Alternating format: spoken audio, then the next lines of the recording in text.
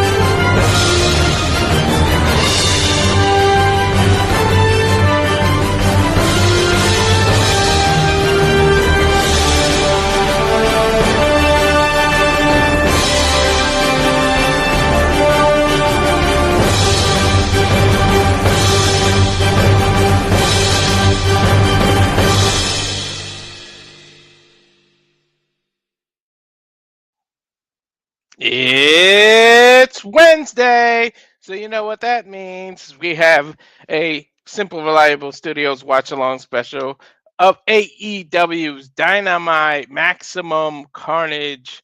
I am, of course, Mr. Reliable Walter Cruz, soon to be joined by the man with the simple voice, Noah Foster. Just waiting for him to pop in on the waiting room. What's up, JJ, Castle 18 Studios? Please subscribe to him. Good to see you in the chat there. Good to see everybody piling in. How's everyone out there today? We got a special starting in about 30 minutes or so. So we're going to run down the card, talk about what we're looking forward to, and see what everybody else is looking forward to. We just ran the trailer. You can see all the content that the Simply Reliable Studios is set to run pretty soon. We got Royal Rumble coming up. We got Saturday night main event. We got a UFC special, and there's Noah there. Hey! Everyone say hey in the chat. What up? How many times was I freaking telling you that it takes me an hour to an hour and 45 minutes to get fucking home from work? You freaking numbneck! But I digress. Good evening, everybody. It's Wednesday. You know what that means. We're back here once again at Super Reliable Studios with the AEW content's not on the live watch-along schedule. And you are here with Super Reliable. Noah Foster, Walter Cruz will bring you into our pre-show of AEW Dynamite Maximum Carnage, where destruction and so much more is sure to be on the horizon. Walter, it's good to see you. It's good to see everybody in the chat, of course. Please like, subscribe, comment, tell a friend. If you want to dictate the conversation, PayPal, Walter Cruz particularly, or Super Chat. It's as simple as that. Now that I got the formality of my stupid rage out the way, damn it. Hello, Walter. How are you? I'm good. How are you? Oh, now that I got that out of the way, I feel better now. Thank you for asking. Lily, good to see you. What's up? Castle Studio. Shout out to, of course, the Renegade Wrestling JJ Williams. Please subscribe today. ROWJJ Williams on the social medias. Castle Studios here on YouTube. Become a fan today. Be part of the Renegades Army. And again, we are just a little bit under 26 minutes before we go live across Max and TBS, in which case, of course, I'm still using Sling. So, of course, I have Sling TBS. But I'm looking forward to tonight's show. And again, if I had the money, I would be in Cincinnati right now for this. Damn it. But it's okay. Prayers over passions, as I always like to encourage and iterate. And again, Walter, I always enjoy covering content with you, as I, of course, enjoy covering content across everybody here at Super Reliable Studios. So many people here have grown into their own when it comes to being their own analysts, and I'm proud of what you all have done so far. So tonight should be very fun. We got, of course, the AEW World Championship on the line. We got a chance to see who's going to go down under the face like a llama in the first ever women's casino gauntlet match. We have MVP returning to in-ring action and trios with the Hurt Syndicate and so much more on tap tonight, including hearing from Ricochet after he went full Metal Mayhem-wise on Swerve Strickland 2 weeks ago. So, Walter, how you feel about tonight and what are you looking forward to? I'm feeling good. You know what? Let's just get right into it. I'm going to start where I'm the most looking forward to that right there. The You're damn women's right. Christina Gauntlet match. It's interesting to see. I think, JJ's been making fun of you with the whole stats where is at. I think Statlander is going to finally pull this up. She's going to pull the gauntlet off, get her title shot with Mariah May, and then finally can beat her for that title. If she does it, man, no, I'm joining JJ, and I'm not letting you say Stat was where it's at anymore, man. She's Look, got to get along. She's got to get this. This is her last straw with me, man. Look, all I'm gonna say, all I'm gonna say is this: I can't convince you guys to be me. I'm a guy that thought about second chances, and I stand by no matter what, in win or defeat, with those I truly support in their growth in this business. Stats been where it's at. She showed up here in TBS and friggin' AEW, and she was the Galaxy's greatest lantern, and more than woman that beat that bitch, and now reborn after the fall of her friend, looking to prove her worth to her best friends, trying to mend those bridges. Chris Statlander, of course, won the number one spot in this Casino Gauntlet match, beating Willow Nightingale and Tony Storm, pinning Tony Storm in an incredible triple threat match we saw literally last week. And Stat right now is looking to make this year her year, a year of comeback, to say the least. Former TBS champion, of course, for losing it to Julia Hart, not involved in the decision. But again, let's go ahead and not only just give the glory and the endorsement to Stat, let's talk about the potential of this women's division, where it dance puppets. The Glamour has been asking for this division to step up. Who could overcome the woman from hell? Could it be somebody once timeless turned to a rock star? Could it be the Vendetta? Once again, remind you, don't fuck with the family. Respect us. Of course, talking about Lame, she ran the Virtuosi on Peraza. You know what I would love? Go ahead. A surprise of Athena being in it, and then and combining the ROH title with this title if she can beat it. I would love if they did that as a surprise, because they're not gonna announce everybody that's in there. That would be like a shock to me. And I mean, who can beat her in the last 2 years? Literally, she involves in this match. Like, it's almost a foregone conclusion she can win. But this is the only match where number one is the advantage. Like, you want to be number one. That's why I think Statlander has the best chance. Like, this isn't the Rumble where number one is a bad thing. You want number one in a Casino Gauntlet match, because it can end literally at any time. It can end right. one-on-one. It can end when 10 people, when the 10th person comes in, 15, 20. We don't even know the number of people it will take to come out. Nope. That's what's fun about this match. I love Casino Gauntlet matches because, to your point, they are chaotic, they are random, they are absolutely unpredictable on who shows up and when and who gets the win. And again, it's the first ever Casino Gauntlet match. To further explain for those that are tuning in AEW for the first time and wondering what this is not the Royal Rumble. It is far crazier. It is fast, it is furious, and it is truly unpredictable. The only thing you know is the number one seed is Chris Statlander. She will start with somebody immediately, where the first pinfall submission wins this match, period, point blank, simple as that. As random people come out at random intervals continually until we reach a decision. What Walter says 100% true. Could be 2, could be 5, could be 10, could be 20, could be anywhere you could think of the number of women on the AEW roster, or, to Walter's point, Ring of Honor, or even outside. Let's not forget, we've seen other promotions involved here in AEW. Let's not forget Hechicero once came in for CMLL for Casino Gauntlet. Who's to say we don't get somebody from Stardom? You just talked about Athena. Athena just successfully defended her Ring of Honor Women's World Championship against Thekla of Hate in Stardom. Who's to say Stardom will be involved here? Why she overcame Mina Shirakawa. We saw Hanago arrive in ROH. We've seen Micah, of course, show up here under TK Promotion. We're going to call it that. And again, JJ, it's one of those things where I don't want to say it's a foregone conclusion, but I can also see what you're talking about, especially with the Australia thing, because again, they're going to go down under the face of the Glamour at Grand Slam, which we'll cover for the first time ever from Australia. And speaking of Australians, feel the wrath. I wouldn't mind it being Harley Cameron, because I think Harley Cameron, to me, is a standout in the women's division of AEW. She's a gem, in my opinion, a woman of many talents. Don't forget, Mina just lost her titles to Monet. Who's more motivated than her to come out and be like, well, you took my Japanese titles. Time for me to come back and get this AEW title shot and get this title. She'll be very motivated. Like, the possibilities are endless. Literally, this can end at any time. Like, it's think about the women you just named. Yeah, we didn't even scratch the surface. Jamie Hayter, Julia Hart, their hostilities might pick up here. Sky Blue might come back from injury. Remember the last time Sky Blue was on our screens, she was embarrassed by Mariah May in Chicago. How close is she on the road to recovery? Ty Mello made a return to wrestling in Stardom. Ty Mello might show up here. There's so much depth to this division untapped that the Casino Gauntlet can showcase here where the winner could really surprise us. But I want to say Stat's going to win, but I don't want Stat to win if it's her first opportunity at the AEW Women's World Championship and it's a foregone conclusion that she loses because, let's be honest here, what the Glamour has stated, everyone else is a dreamer, but I'm the reality. The reality is I'm the woman from hell, and you will never reach heaven as long as I am AEW Women's World Champion. Long may she fucking reign, the Glamour. So, again, the puppets will dance, and we'll see soon enough who gets that chance down under in Australia at Grand Slam. So stay tuned, folks. Let's switch gears because I feel like we could talk about this Women Gauntlet match for the entire half hour. So, yeah. So, we're gonna hear from this son of a bitch. Like he's gone off the rails. Like he's done a complete 180 in a character. What do you expect to hear from him? Because I have no idea. It's really interesting because I've never seen this side of Ricochet. And of course, I've known Ricochet since he's wrestled across all over the world. NJPW, of course, Lucha Underground, you name it. But it's a long time since I've seen this drive, hunger, fire, animosity, especially to coming off the fact we just covered him at Wrestle Dynasty in a banger against Zack Sabre Jr., also falling short for the IWGP Heavyweight Championship. Looking to make maybe 2025 here in AEW at the expense of somebody that says he's the most dangerous man that didn't take him seriously.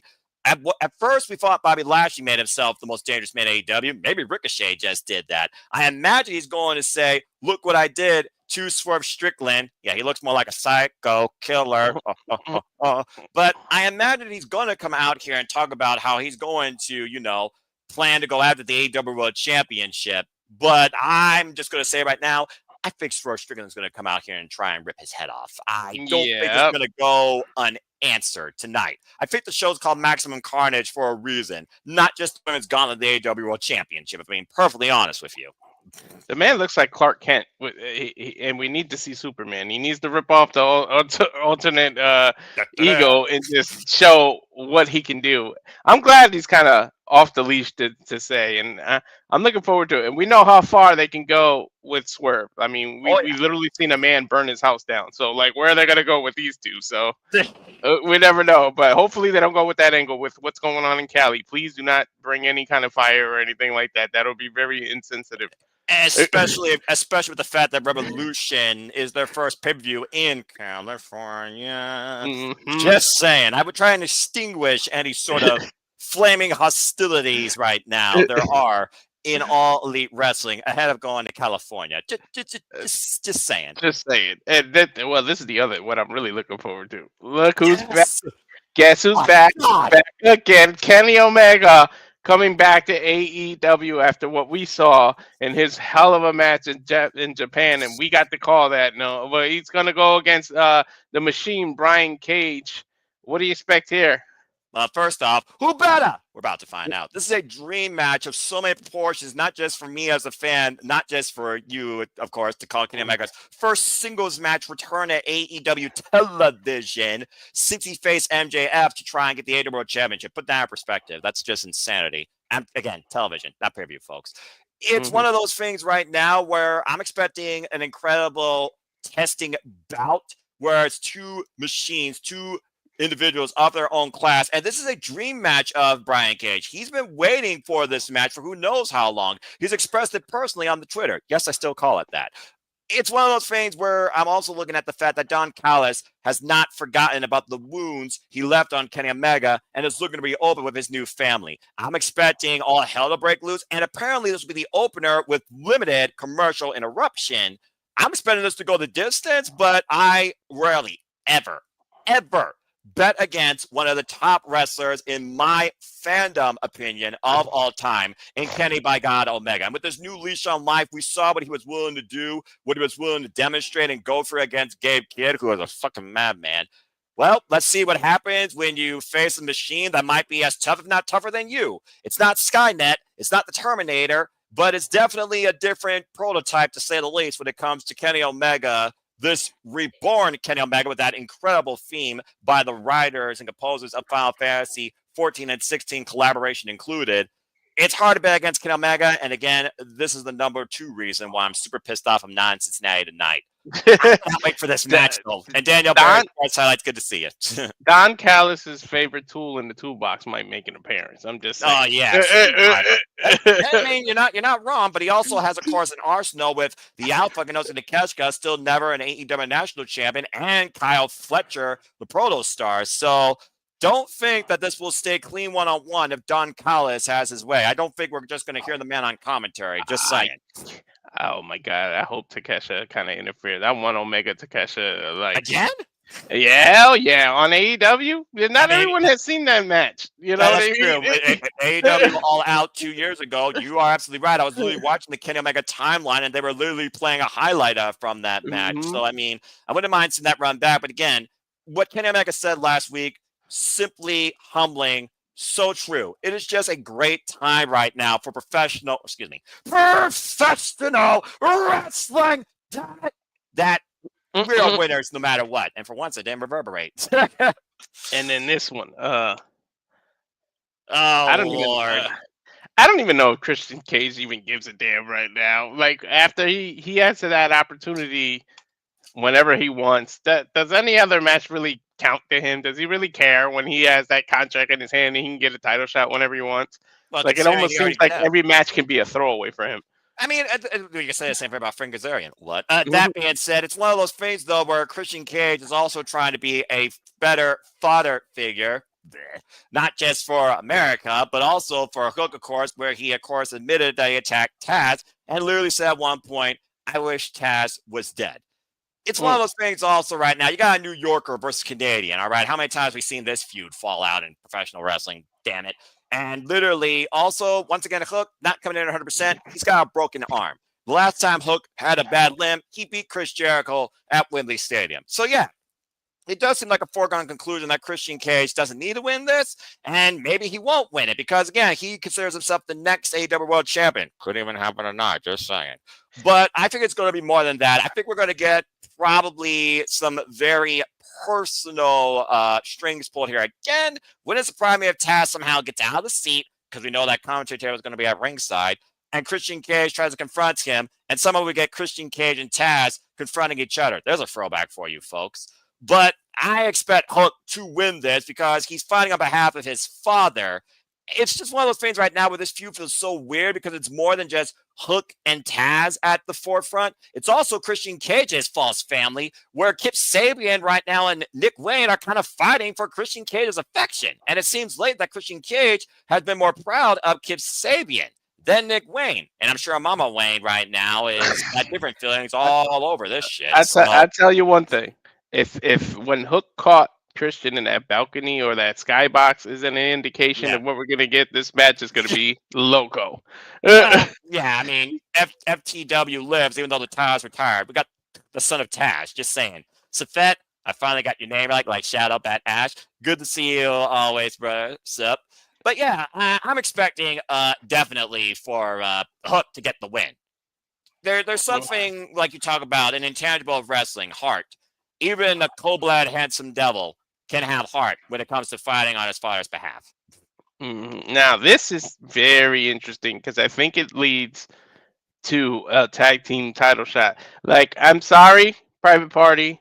I'm glad they gave you the title shot, the titles and everything, but I really see that they're ended. The run is coming to an end soon. The Hurt Syndicate is winning the title soon, and I think this is going to be like a little preview to it. Like, this is pretty much them being fed to these guys. Like, the Hurt Syndicate, I think party's over. Like, I think sorry Cinderella, it struck midnight and they're coming for you. Like, I mean, it's definitely a possibility. And of course, we know the fallout with Mark Briscoe goes all the way through the Continental Classic with the matches that he, of course, had. And also, Mark Briscoe has had his hands full with the almighty Bobby Lashley, if you saw what happened literally last week. Gummit. After they literally crashed the party and basically gave a toast to the end of them as AEW Tag Team Champions. And of course, the Hurt Syndicate about two things: gold and hurting people.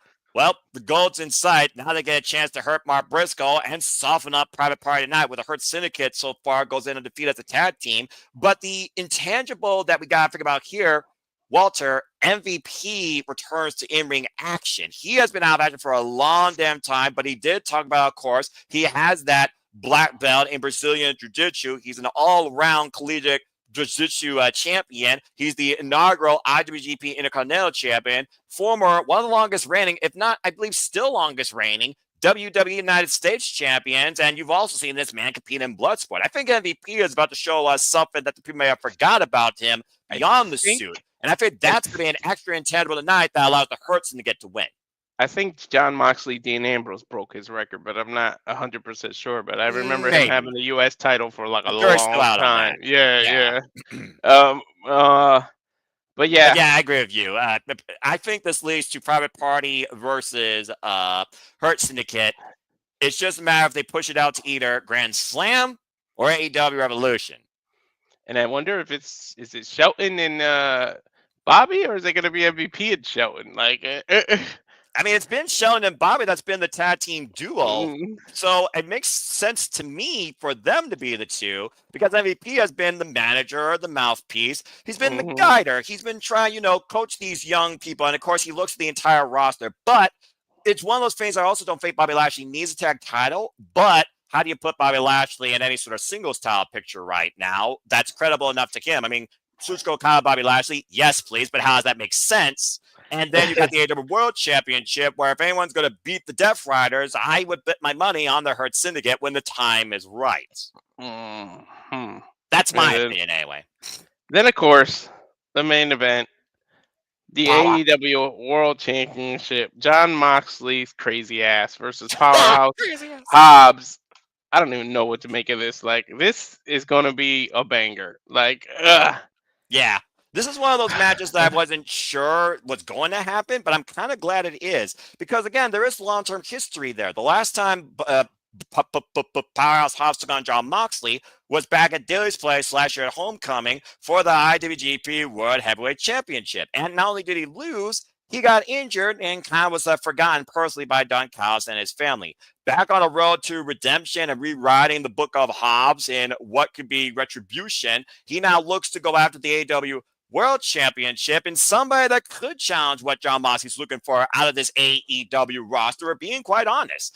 I think the Powerhouse Hobbs is going to have a powerful showcasing, but it's going to be a team effort, Marina Shafir included, that allows John Moxley to leave with the championship.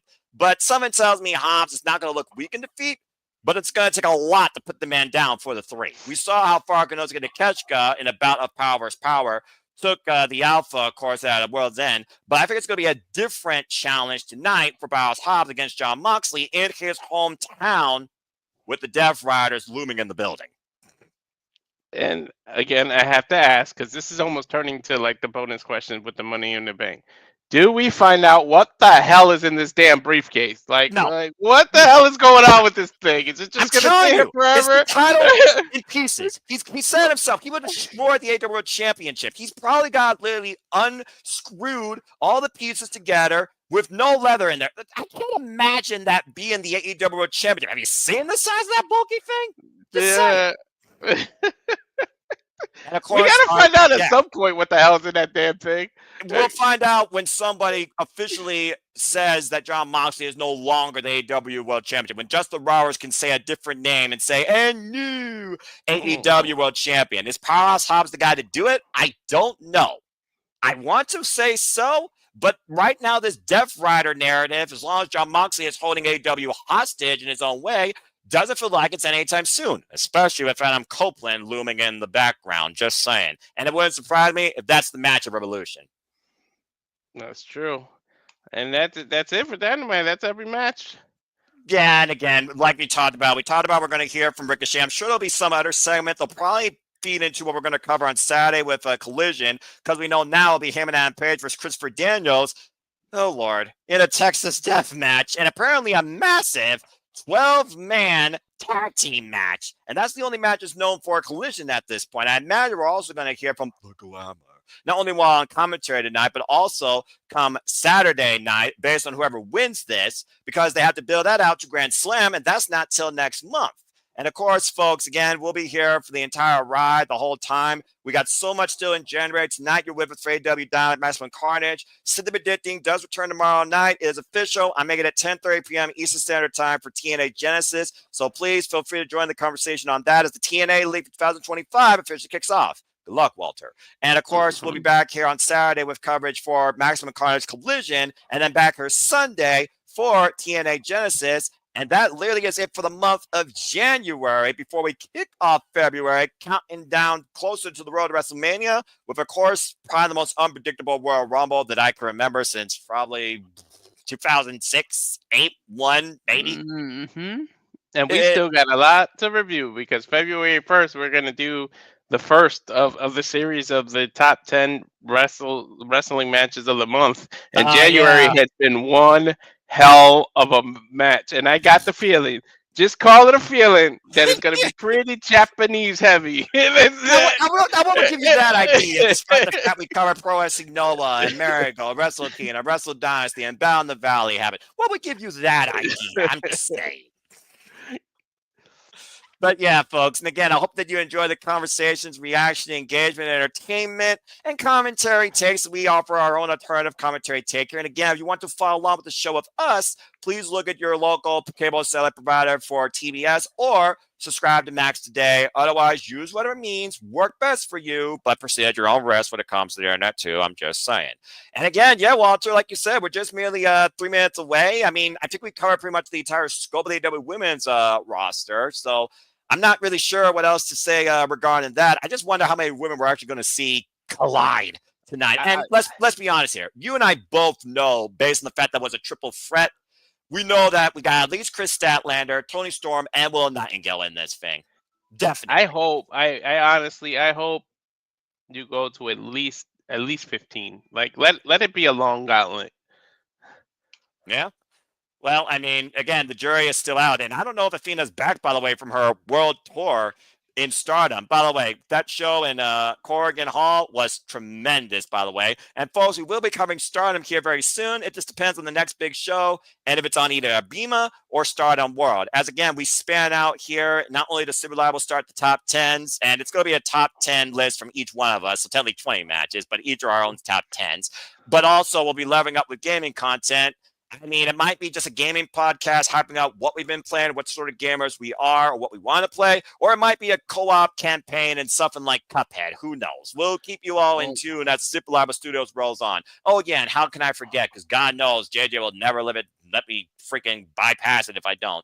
You all can also stay tuned for something special on Saturday night. Something! As we bring back Kick-Ass Karaoke with songs with something in the title this Saturday, courtesy of the Saturday Shenanigans, hosted by the Renegade of Wrestling, J.J. Williams. And there may be some other voices on there too, so stay tuned. But yeah, we got about 2 minutes left, so folks, go grab a drink, get ready for what's ahead here shortly. And hey, Walter, Noah, what's up? I just thought about, imagine if what's her name? Kamitani pops up in here, man. The Saya Kamatani, the new World of Stardom champion? Why not? You know AEW has this weird relationship with Japan. Why not showcase some people? The World of Stardom champion, dude. I'm representing him. Are you kidding me? Hey, you never know. I mean, freaking almost showed up in Noah. Like, okay. You know what? The jury's out on that. I mean, hell, Moxley Savage showed up on NXT, which tells me that there's going to be more women liaison, courtesy of Ariana Grace. It sounds like crossover with NXT and I look forward to that. So, I mean, but right now, I got to worry about this confessional tomorrow with Rosemary and Masha Slamovic ahead of their Clockwork Orange House of Fun match, courtesy of Raven, that crazy idiot, cool the Raven. Nevermore. I'm gonna watch this as soon as Big Bang Theory gets the hell off, because I'm gonna watch it on Sling TV so we can be in sync here. Well, yeah, but I mean, you know, even then, I mean, me and King, shout out to my brother King, of course, please follow him, folks. Romeo 23. Shout out to the entire W fam, of course. We are ATW, and we'll be going impromptu again here soon. Just stay tuned. You never know. But again, yeah, me and him had a second, I gotta say, but we'll figure it out. Because, Big Bang needs to get the hell off my screen because I'm back here. They're doing karaoke. Why am I seeing a karaoke ending to this damn show? Ooh, It's Megan teasing. Banks I remember this episode. They did the what do you call that? The treasure hunt. I remember this episode. Well, I'm glad you remember it more than I do because I sure as hell don't know what the heck I'm listening right now. Dude, I loved Big Bang Theory when it was on. I've seen every episode. Man, it's a classic show. Chuck Lorre Productions, though, and WB logo, and this is the show that matters to me. The only show I watch on TV, if you want to call it that a week. As we are inside, which means Walter and some studios, it's Wednesday! You know what that means? From the Andrew J. Brady Music Center in Cincinnati, Ohio, it is time for Maximum Carnage to ensue as AEW Dynamite has officially begun to. Welcome to the show. Hello, everybody. Walter Cruz, Noah Foster. We are super live here at Super Studios, here to bring you our coverage tonight for AEW Dynamite. This is a special Maximum Carnage, Excalibur, Tony Schiavone, and Taz at ringside on commentary, and we hope that you enjoy the ride through the fire and the flames. Chaos will ensue. This is sure to be a wild-ass night once again, courtesy of AEW. Walter, you ready to go? I'm ready to go. I'll tell you what's going to be on Taz's mind when he sees Christian Cage, though. Right there. Twat waffle. And of course, we talked about again what we have in store tonight on Maximum Carnage. Carnage will ensue as right now, so we're getting a cold opener ahead of the AEW World Championship, as the Death Riders, of course, have held AEW hostage. And to your point, Walter, the title has not seen the light of day since given to Jon Moxley after he gave Bryan Danielson a warrior's death at Wrestle Dream. Did they really have to remind us of the damn plastic bag? Like, come on. I tried to forget that. It's one of those things that's going to stick out as long as time can tell. Oh, man, they even tied up the Rock and Roll Express. I can't believe that. Men pushing 70, man. Leave them alone. I mean, hey, they're the ones that continue in this business. You know the risk of professional wrestling. Well, I feel like you do at this point. Mm-hmm. I could be wrong. There's Powerhouse Hobbs. And of course, Powerhouse Hobbs, former multiple-time TNT champion. Now, I wonder if they beeped that out on Max. He said since all this shit started. Yeah, I don't know, again, if Max is going to figure out what they're going to do with the restaurant call picture of live. I'm still on Sling, by the way. That's why I went on Sling with you, too, so that they don't have that issue. And, of course, Renee Paquette already outlined this Casino Gauntlet match. Everyone from Thunder Rosa to Honor J to maybe Camille to Megan Bain. And, of course, the Hurt Syndicate looks to hurt the tag team champions tonight, while Hook looks to beat a father figure tonight with one hand. Get well. And then, of course, we have the Machine versus the Best Bout Machine. Who better built? Who's stronger? Who truly is better? I wonder if Kenny's going to get those jitters. It's his first match in AEW since that fight with MJF. Like, wow. Yeah, but also he endured a 40-minute war with Gabe Kidd literally on January 4th. So, again, jury's out. Time to find out, Walter, as we get ready. Our opening match here. Let's go to Justin Roberts. It is time for Machine versus Machine. This is going to be so damn good. And there's the College family. What the hell? I told you they weren't going to be too far away. Of course, the Monster Machines, Lance Archer behind them, and the Machine Brian Cage on an 8-match winning streak. Of course, recently losing his Ring of Honor Television Championship back at Final Battle in Survivor the Fittest, where Commander won in the end. Where does Brian Cage go from here? Because he ain't winning this match. Well, as far as Don Callis goes, does he care if Brian Cage wins or if Brian Cage injures Kenny Omega? I don't know. I think it's more about a message than a victory here. It was literally Kenny Omega that brought Brian Cage, introduced him into this company. This has been a dream match for the Machine, but it might be a nightmare tonight as he faces proverbially the god of professional wrestling reborn, Kenny Omega. Let's hear the pop. You're damn fucking right. I love this theme. Mm-hmm. Present set. AEW finally doing the smart thing, going to smaller arenas. Yeah, I noticed that, right? Look at that capacity crowd on hand. Triple tier. Oh, I'm so damn happy, but I'm also so pissed off I'm not there live. But again, prayers are passions. A missed opportunity means something bigger waits down the line. I literally just got goosebumps, even though I just called this match in January. This is crazy. I tell you once, I'll tell you again, Walter. Kenny Omega is one of the greatest professional wrestlers to ever grace the squared circle with a mentality unlike any other. Mm-hmm.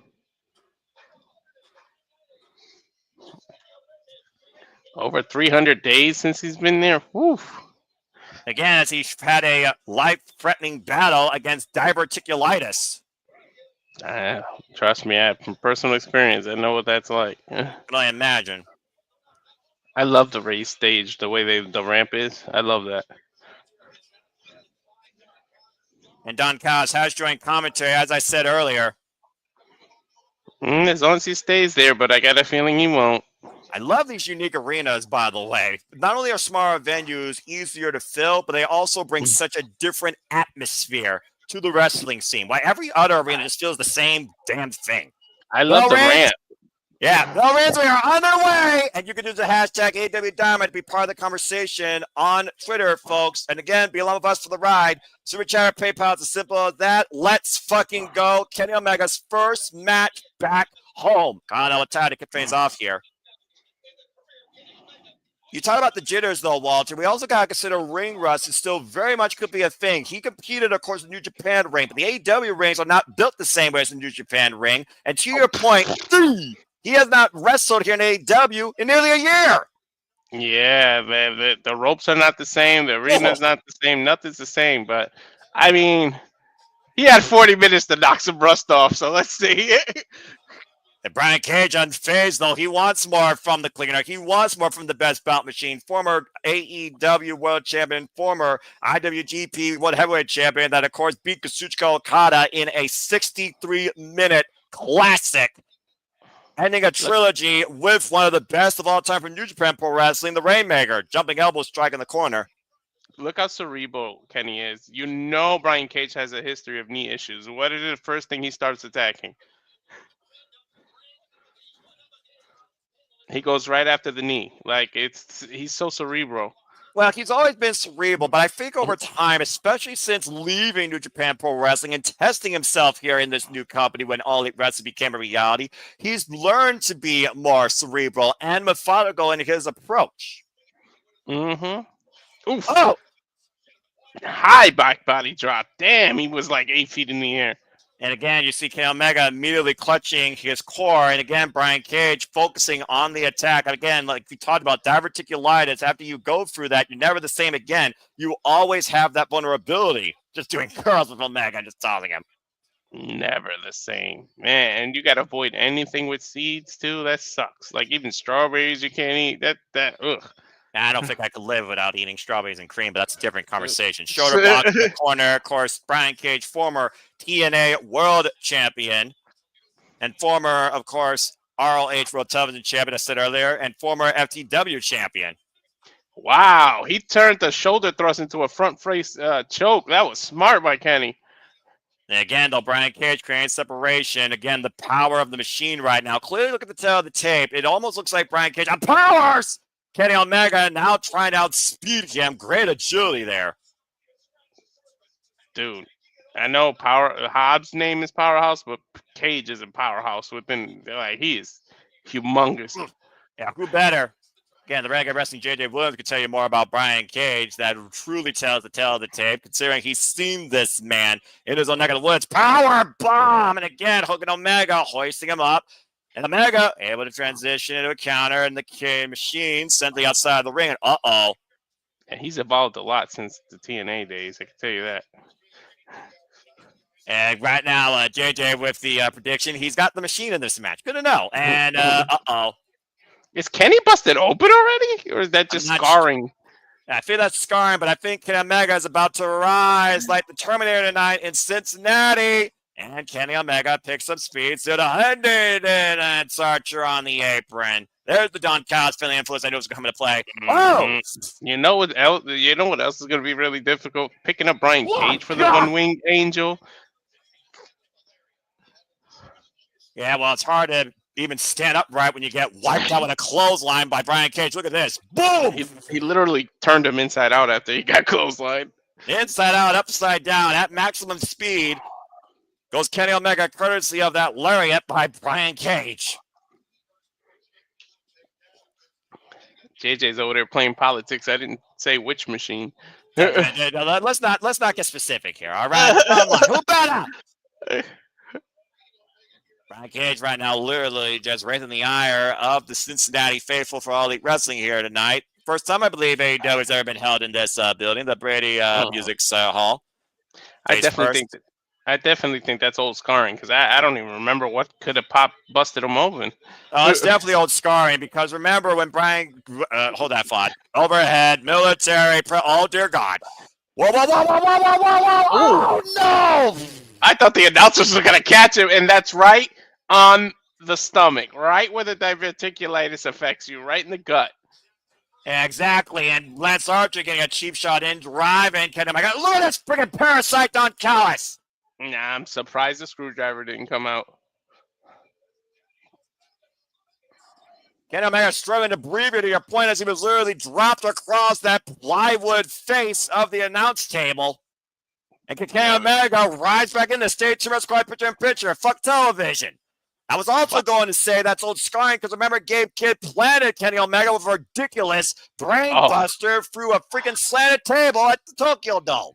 Yeah, I mean, he bled. Kenny, well, both men bled that would make John Moxley envious the way they bled. You might as well have been calling Bloodsport that night in what truly became combat, Walter, with Gabe Kidd and Kenny by God Omega. I'm just saying. All over the arena, too. Yeah.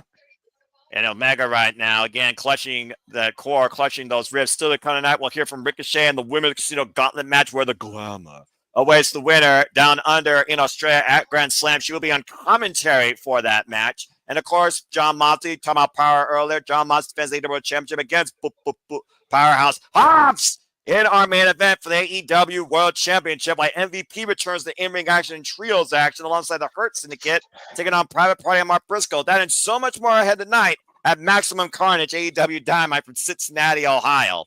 We've seen MVP in Bloodsport and those kind of events. We haven't seen him in a wrestling ring in over 2 years. Yeah, right. The last time we saw him even in wrestling involved, I believe, in WWE was during the damn pandemic.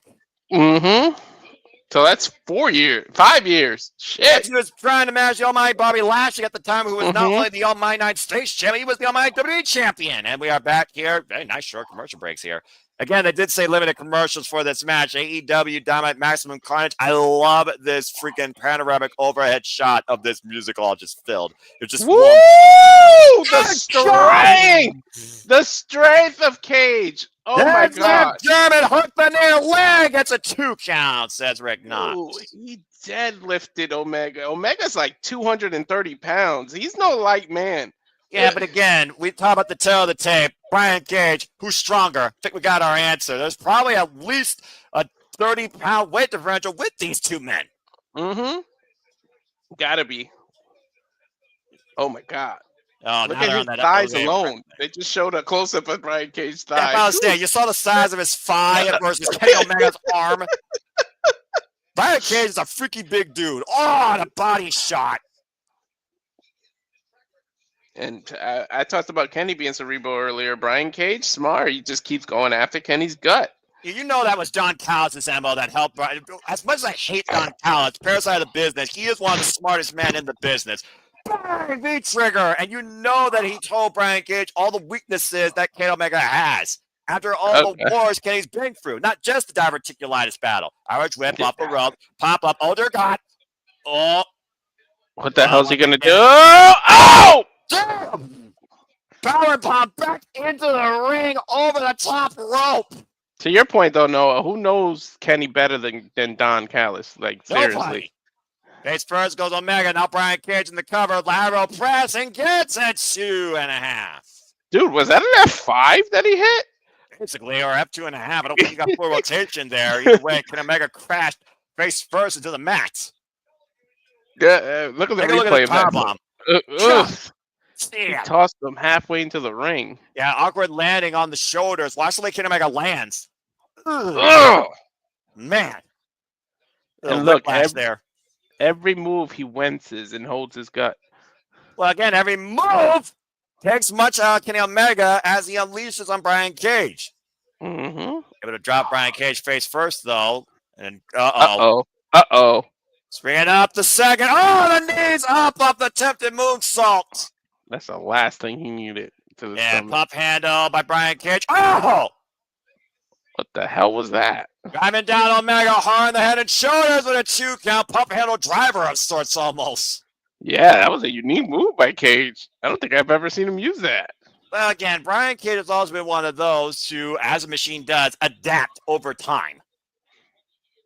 I said it, as he's definitely evolved since the TNA days. He's evolved before then when I used to see this man wrestle Circus against the likes of Tessa Blanchard. Mm-hmm. Oof. Again, shoulder block right now, and Brian Cage just working again, focusing the attack on Kenny Omega's core, where all that work was done to his intestines. He got a big red target on that stomach. Yeah, again, multiple feet of his intestines were removed from his body in trying to recover from diverticulitis. Again, I'm no doctor, even though I work at a nursing college, but I understand how much diverticulitis affects the core to the point they literally have to remove intestines from the inside of your body. Dude, Brock because Lesnar you can't digest them the same way. Take over, power bomb! Oh, yeah, Brock Lesnar got like 2.5 inches taken away. Dang. And the knee trigger cover, Grand Omega gets 2.5. I thought he had it right there with that V trigger. Yeah, but again, like it is go cover, not enough body weight across the entire body there. Take a look at the replay here. Spring it up. Beautiful power bomb. I don't think he could cover him all the way because his stomach is just in so much pain right now. And think about that V trigger, by the way, hyperextending the muscles around the stomach too. To your point. He just kind of laid into the cover, like he was just like, "I'm gonna take this any way I can." And Brian Cage blocks the V trigger, gets out of the way. Might be looking to send Omega for another German suplex. Omega escapes. Oh, single leg boot. Is he going for the one? Oh. Looking for the dragon. Counter. Brian Cage rolling lariat. Can Omega ducks underneath. Now off the ropes. Now Brian Cage looking for the lariat. And bang! Runs into a V trigger. Damn, he caught height on that trigger. And another one. Oh, man, right to the side of the head. The machine might literally be round up against the ropes. I think he's going to go for the one wing angel and end it here. Well, we saw he was able to do that with Gabe Kidd, but it took a lot. He was unable to do it the first time around. Can Kenny Omega lift Brian Cage with the help of the ropes this first time around? Got him up on the shoulders. He used the ropes. Smart. One wing angel connects in the cover. Kenny Omega wins. Good job. I called it. I said how cerebral he is. He literally used the ropes to his advantage to pick the bigger man up to his shoulders. That's how smart was that? And that was a literal gutsy performance by Kenny Omega in his first match back. Oh no, here we go. Yeah, you knew this was going to happen post match. Don Callis furious that Brian Gibbs was unable to beat Kenny Omega, but he could still injure the man. Well, let's see if Kenny has any friends.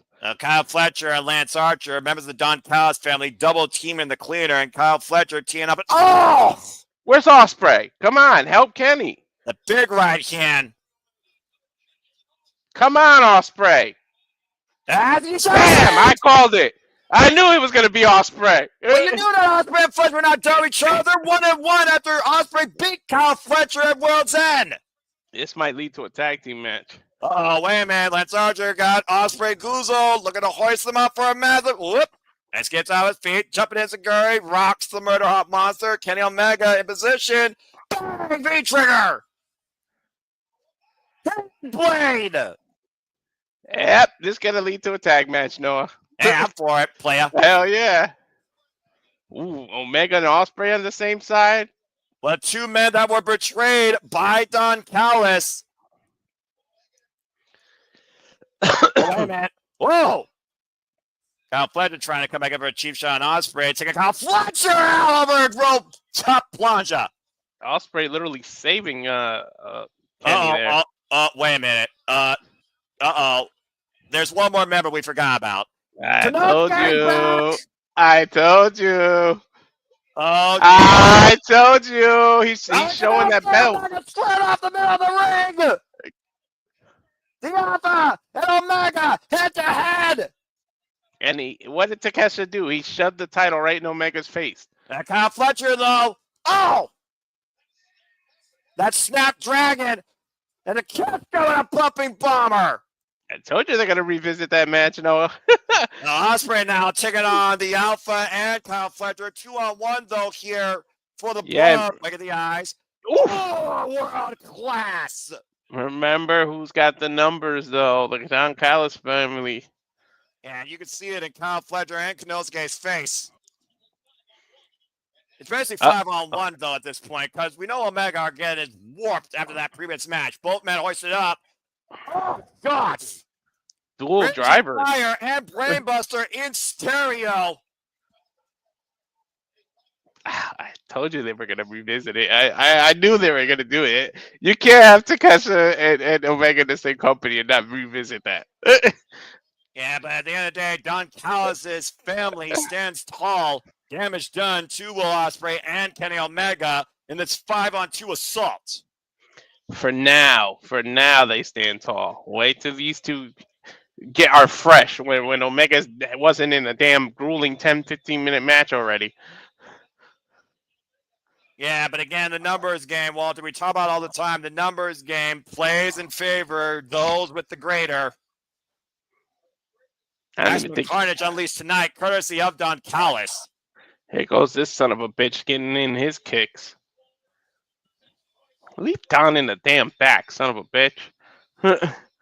Again, I mean, what do you expect from this parasite? Literally, he's skinnier than me. Damn. Ospreay and Omega left laying inside the ring while the Don Callis family eyes the work from the outside of the ring. It's easy to act bravado and have bravado when you got these four protecting you. Yeah, right?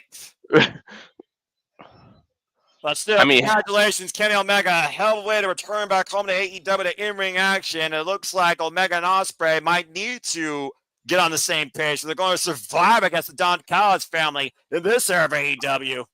They may need 2 more people to help them. Well, we'll see. We talked about numbers game. We'll see the numbers game come into play in our main event later tonight with John Moxley defends the World Championship against Powerhouse Hobbs. With John Moxley's in action, the Death Riders aren't too far behind, especially Marina Shafir. That will take on any man or woman. Marina Shafir might actually be in that Gauntlet match now that I think about it. Yep. But coming up next, MVP returns to in-ring action as Private Party and Mark Briscoe take on the Hurt Syndicate in trios action. When we come back to AEW Dynamite, Maximum Carnage. Look at this face-off with Ospreay and Omega. Are they more angry at each other or more angry at the Don Callis family at this point? I'm going to assume the Don Callis family. I'm surprised that this match is going to come up next. Yeah, it's a little early in the card. I was kind of at the bridge point, but okay, I'll take it. I'll take it. That means they're getting some time. That's what that means to me. Yeah, right? I mean, Revolution last year was Will Ospreay and Konosuke Takeshita. I mean, Kenny Omega, Konosuke Takeshita, I'll take it. What's going on back here? Oh, that's right. We went into MVP's bar. Mm-hmm. The lounge. The MVP lounge? Is that what it's called? Yeah, VIP lounge, if you want to call it that. 2.5 years, Walter. MVP returns to in-ring action, takes off the suit, and laces up the boots. I'm glad for it. I'm here for it. The best dressed faction of all wrestling is about to dress a different form tonight and hurt a few people. We return you to AEW. Look like you should join them. They always dress it like you. Well, I don't know about that. I literally am not part of the 1%. I'm part of the 99%. Otherwise, you would see me sporting a Rolex. But I appreciate that. Again, I keep it simple. I am no better than anybody else. I'm just a passionate man and a simple man, a lifelong fan of professional wrestling. And when it comes to AEW, it is honestly one of my favorite things about wrestling. And the fact that we got Homecoming, Grand Slam Australia, after Maximum Carnage makes me even more excited. We got a full commercial break right now. Fuck television. Well, that was an interesting opening. And again, it does give possibilities. Will we get Omega and Takeshita Ram back? Who will be the two to face the represent the Don Callis family? Because I think you're onto something. We're clearly going to get some point Ospreay and Omega as a tag team. They got to work together if they're going to survive at least the first quarter of AEW up to Revolution. Fuck! I just thought about something. Please, What? I don't even want to say it. Oh my What? god. Go for it. I dare you. Go JJ for it. said that we know after the Young Bucks disappear, they might come back as faces. If they fucking come back and help Kenny and fucking Osprey to fight the Don Callis family, so it's 4-on-4, I'm gonna lose my shit. I'm not I gonna cheer mean, for that. I really do think that Kenny Omega and the Young Bucks are on a different wave right now. Besides, the Young Bucks got to worry about Tetsuya Naito and Hiromu Takahashi at the New Beginning in Osaka when they defend the IWGP Heavyweight Tag Team Championships. They are literally living two different lives. The Young Bucks are in Japan. Omega's back here in the States. Yeah, but who was the original Elite? Original. I mean, how original are you trying to go back to? I'm just saying. Fuck. Anyway. Why did I even put that out in the atmosphere? I mean, you're the one that put it out in the ether. I didn't think about that at all. I was thinking about Kota Ibushi, DDT versus DDT. Hello, Golden Lovers. Hello, a friend of both Osprey and Omega. Hello, although I don't know if Kota Ibushi's ankle ever healed after facing Marufuji back at Pro Wrestling Noah. That's a different conversation. And then as far as a fourth, I mean, I'm trying to think of somebody that has all those connections with all those people to a degree. But now, I can't think of anybody. Maybe Mark Davis? That might be a shout out. I'm just going. It was Mark Maybe Davis. Kenny gives a call to New Japan and gets two people. Yeah, I mean, I suppose there's that. I mean, familiar ties or something like that. Although it was Mark Davis that eliminated Brian Cage from Survival of the Fittest back at Final Battle that cost Brian Cage his Ring of Honor Television Championship. And I wonder if Brian Cage forgot about that at all. So, again, I've suspension of disbelief. But for now, yeah, there's clearly going to be a tag team match player. So we'll see what happens soon enough. Let's see what people said here in the chat. So JJ got it right. He said the Machine was going to win in the match. He was correct. Matthew being Dave Meltzer. I'm going to call Matthew Meltzer from now on. Matthew Meltzer giving it 4.5 out of a 5 box of tissues. That's a unique item for rating. I know what he meant, but I think that went right over your head. I don't believe in ratings. I just watch what I love. And other stuff, I'm like, whatever. So it's like, Anyway, let's go ahead and get back into Dynamite Maximum Carnage, shall we? Oh, God, bless it. Fucking. Hi, it's the man with the yellow hat, with the cat. Well, he doesn't have the hat. He has the coat. Hi, guys. Welcome to Super Reliable Studios, and this is a Super Reliable Studios Minute. Allow me to remind you what we are about to do here tonight after Maximum Carnage. We'll be back here, of course, this Saturday with Collision Maximum Carnage, where we'll see two men bloody batter each other with barbed wire and sharp objects, as Christopher Daniels might have his last rites as he goes one-on-one with him and Adam Page in a Texas death match. And we will see what you truly believe come Sunday when we cover TNA Genesis when Joe Henry goes after Nick Nemeth in the TNA World Championship. Also coming here very soon, we are going to engage you even further across all things wrestling and also all things tomfoolery when we lend our voices towards something as we sing songs of karaoke. And now a simple lesson. If you believe that ratings matter when it comes to dictating your wrestling greatness and fandom, don't be a Meltzer lover. Be your own fan. Be your own judge of character. For being your own fan means you don't let others dictate what you like. You choose what you like and you engage based on your own opinion. But just remember, wrestlers are humans too. Support one another and respect each other, because that's the only way that humanity is going to survive this next presidential campaign, courtesy of a damaged orange that many people believe should be behind bars and now will be behind the big Oval Office in the White House. Not that I'm political, I'm just saying. This has been a Super Reliable Studios Minute. Thanks, guys. All right, and now back to AEW Dynamite Maximum Carnage. Speaking of which, again, this Saturday, we're going to collide massively in 12-man tag team action as we have the Learning Tree and the Death Riders, of course, engaging rated FTR. But in the meantime, let's go down to Justin Roberts and prepare for our next match. Oh, excuse me. I guess now our next match. Ricochet is going to come out here and take the stage first. Well, they did say, oh, maybe he wants to convince the Hurt Syndicate that he should be joining them. Look, I'm just going to say this right now. Last time Ricochet got pumped. This time, he better watch what he said. But to your point, 2 weeks ago, Ricochet literally stabbed Swerve Strickland in the head with a pair of golden scissors and spilled his blood all across that white shirt and the canvas, getting revenge. I would say 50 toilet paper rolls worth last year from World's End in the opening start of this new era of AEW on Max, leaving Swerve in a pool of his own blood. Whose house now? Mm-hmm. And look at this. Look at the smile on Ricochet here. A little bit of a dapper suit tonight, but look what's in his pocket. The tool of destruction. I still think, though, he has a death wish waiting for him. Yeah, he's literally poking the bear. Like, why would you do that with... Why would you poke the bear? Yeah, man's house, choked him with a steel chain, blasted him with a concrete cinder block. I mean, you know, some people don't think, Walter. They just act. Mm-hmm. I feel like that's what Ricochet did in the spur of the moment. You know, we seen the match that Paige and Swerve put on. Why would you want that side of Swerve coming after you? Yeah, to your point, AEW Full Gear 2023, one of the damnedest, most violent matches in AEW history. Whose house?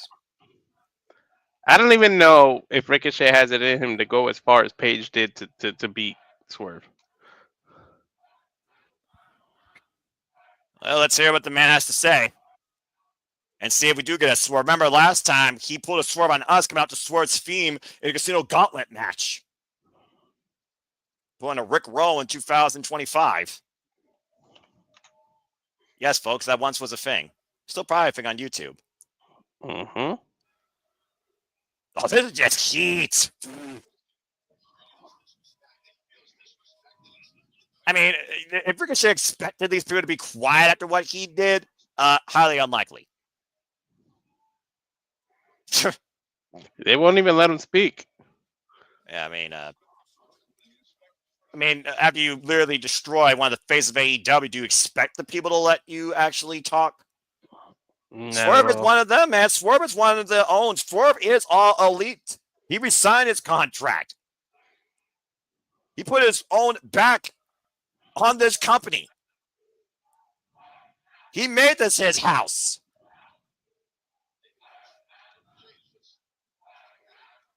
I mean, Ricochet, you might as well just walk out of the ring backstage and find Renee Paquette and say your words there. Mm-hmm. Whose house? That's all they're going to keep teasing with him. Right.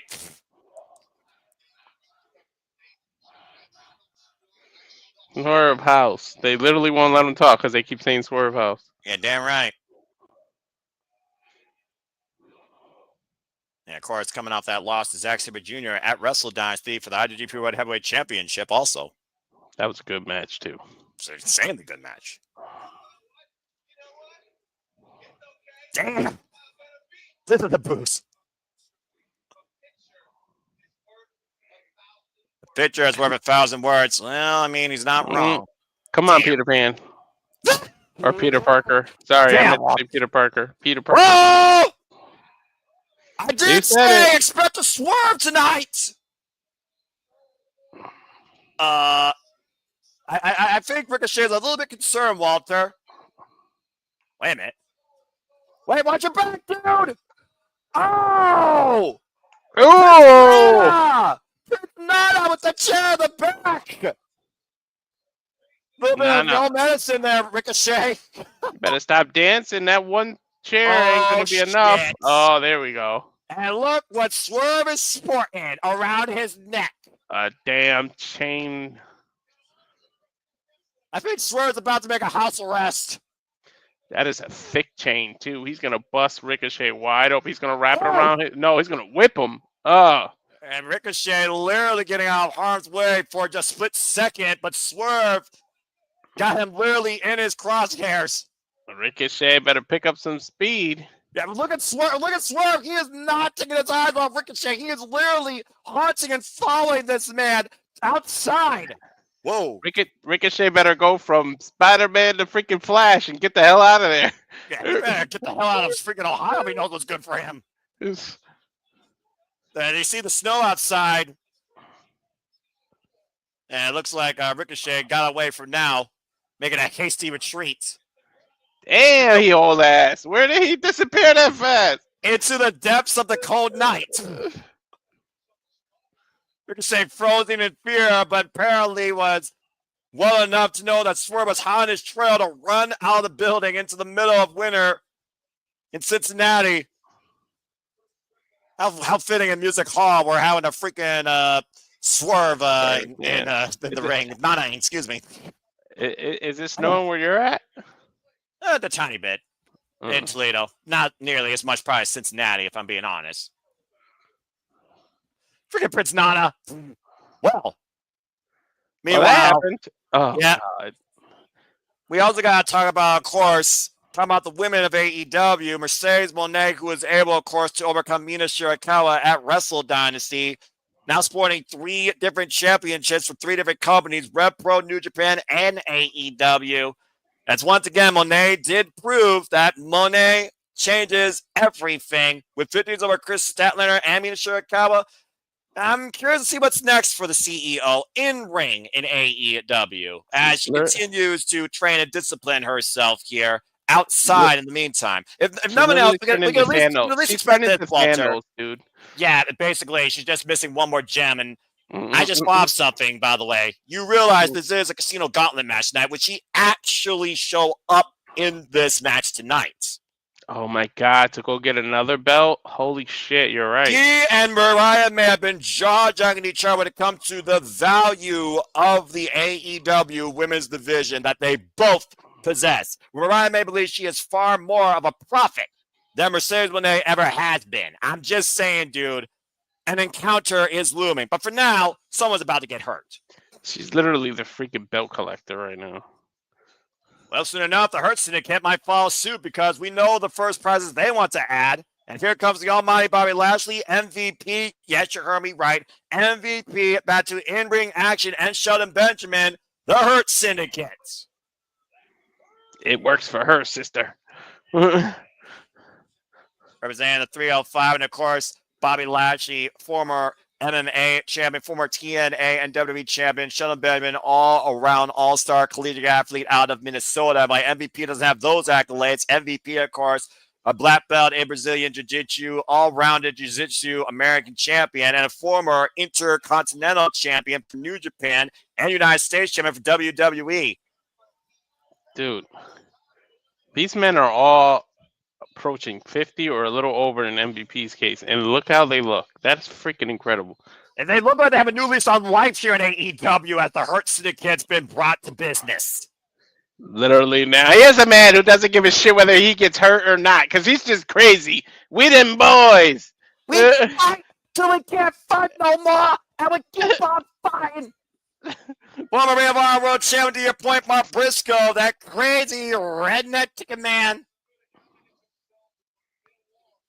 And, of course, they lost to Bobby Lashley literally last week on Dynamite after they crashed Private Party's celebratory party. I'm surprised he even waited for a private party. Mark Briscoe's crazy enough to go in there by himself. You're not wrong. Private Party, of course, who beat the Young Bucks last year at AEW Fright Night Dynamite with successful defenses and a 4-way dance at Full Gear, and also another shot at Action Andretti and Leo Rush, most recently on the first Collision of the new era that was on both TNT and Max. Mm-hmm. The Hurt Syndicate looking to play spoiler at the party, though. Well, I mean, they said a toast to the previous AEW World Tag Team Champions pending Private Party. See, I told you Briscoe's crazy enough to go at it himself. Look, he was in their face before he just climbed the rope by himself. Look, MVP knows MVP has a game plan. You know that. But they also know how crazy and how dangerous Mark Briscoe is. We saw what he did to Bobby Lashley. I mean, it's nice to have a game plan, but when it's Mark Briscoe, all plans go out the window with his crazy ass. Accurate. I wonder who's going to start. Yeah, I was about to say, like, you look at the dynamics here in this match, Walter. This is the first time ever on so many fronts. We've never seen Bobby Lashley, Shawn Benjamin. Well, you asked to start all 6. Mm-hmm. Mark Briscoe squaring off with MVP. Shelton Benjamin squaring off with, I believe, Isaiah Cassidy, or Brothers Age, you want to call it that. Why Bobby Lashley, I believe, has Mark Quinn, just threw in Mark Quinn in the barricade, Well, the Hurt Syndicate, they hurt people, and apparently they attack literally as the bell rings. Referee for this contest, Bryce Brensberg, by the way. So I guess Briscoe and MVP are the legal ones? I mean, they're the only 2 men in the ring, so I would say yes. Literally. I mean, it's smart. Again, we talked about what 2 could challenge Private Party if you got your wish. Look at the thickness of that knee pad on MVP. You know he's had knee issues. Yeah, exactly. Remember, literally, he was with the walking cane for how damn long now? Oh, over 5 years. Give or take. Up and over. Mark Briscoe, though. Lauren MVP blocking the shot. Oh! And that throat thrust right to MVP's larynx. Now Mark Briscoe at the corner with the drop kick off the second rope. Mark is fucking nuts. Cover. I love this man. I love this. How can you not be happy when this man wrestles? How can you not love him? He is freaking nuts. Yeah, no, right? That's part of his charm. God bless him. He's always going to reach for the sky, boy. He's going to have to, though, especially against these 3 men. The redneck renegade. Yeah, that's fitting. The MVP went for that big boot. Oh, I caught Mark Briscoe running in. Collision is going to come from Jacksonville, Florida on the 25th. Oh, the homecoming. Daly's Place, dude. When AEW was born, Daly's Place, Jacksonville, Florida. We go back home, and we will be covering that here at the Bible Studios, folks. MVP right now, literally isolated with Mark Briscoe. Why Private Party is not even on the apron right now. Dude, Bobby Lashley and Shelton isolated them and went ham on them. And I believe a tag was made of Shelton Benjamin. MVP just sitting up in the corner. Shelton Benjamin now going after Mark Briscoe. And, of course, these men did not meet each other in the Continental Classic. They were in separate blocks. Oh! Party might be over. Shelton Benjamin and the Hurt Syndicate pretty much are the parents to spoil the party. Oh! They walked in the party and kicked all the teens out.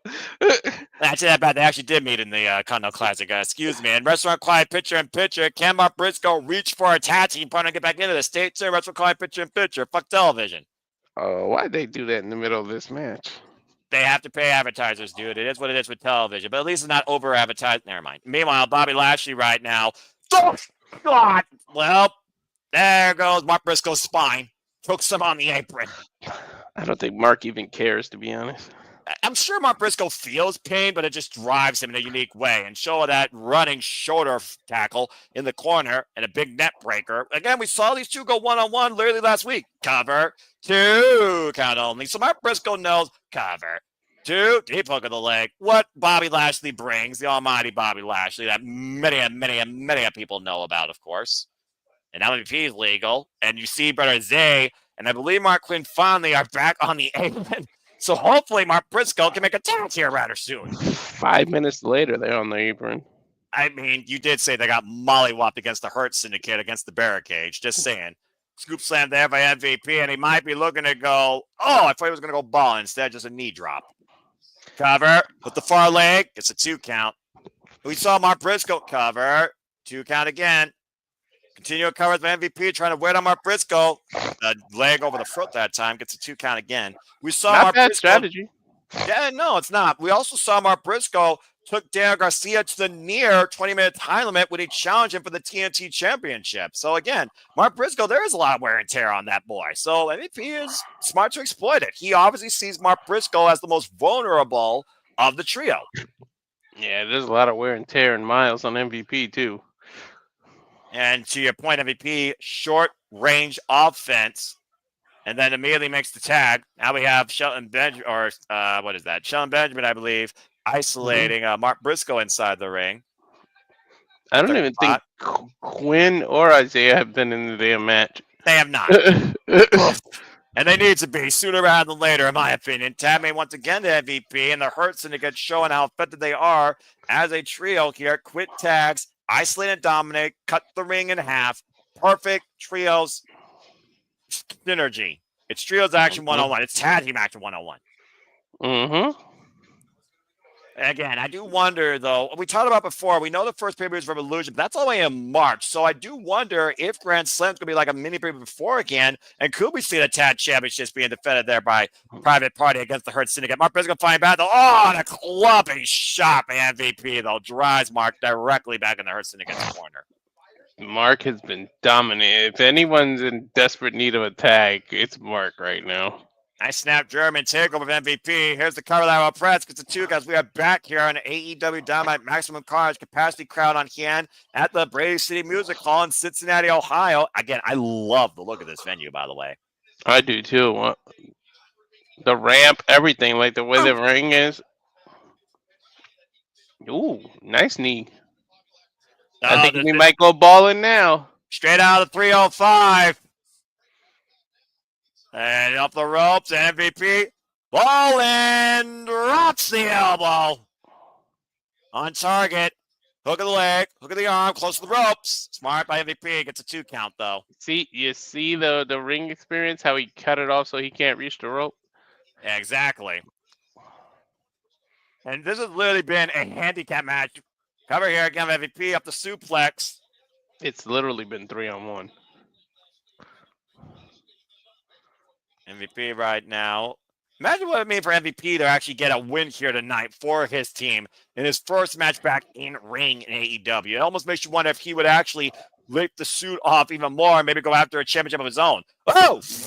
Never know. That's what you lead by example, right? He wants to lead this group. You show him you lead by example. And now there's an opening, though, from Mark Briscoe here.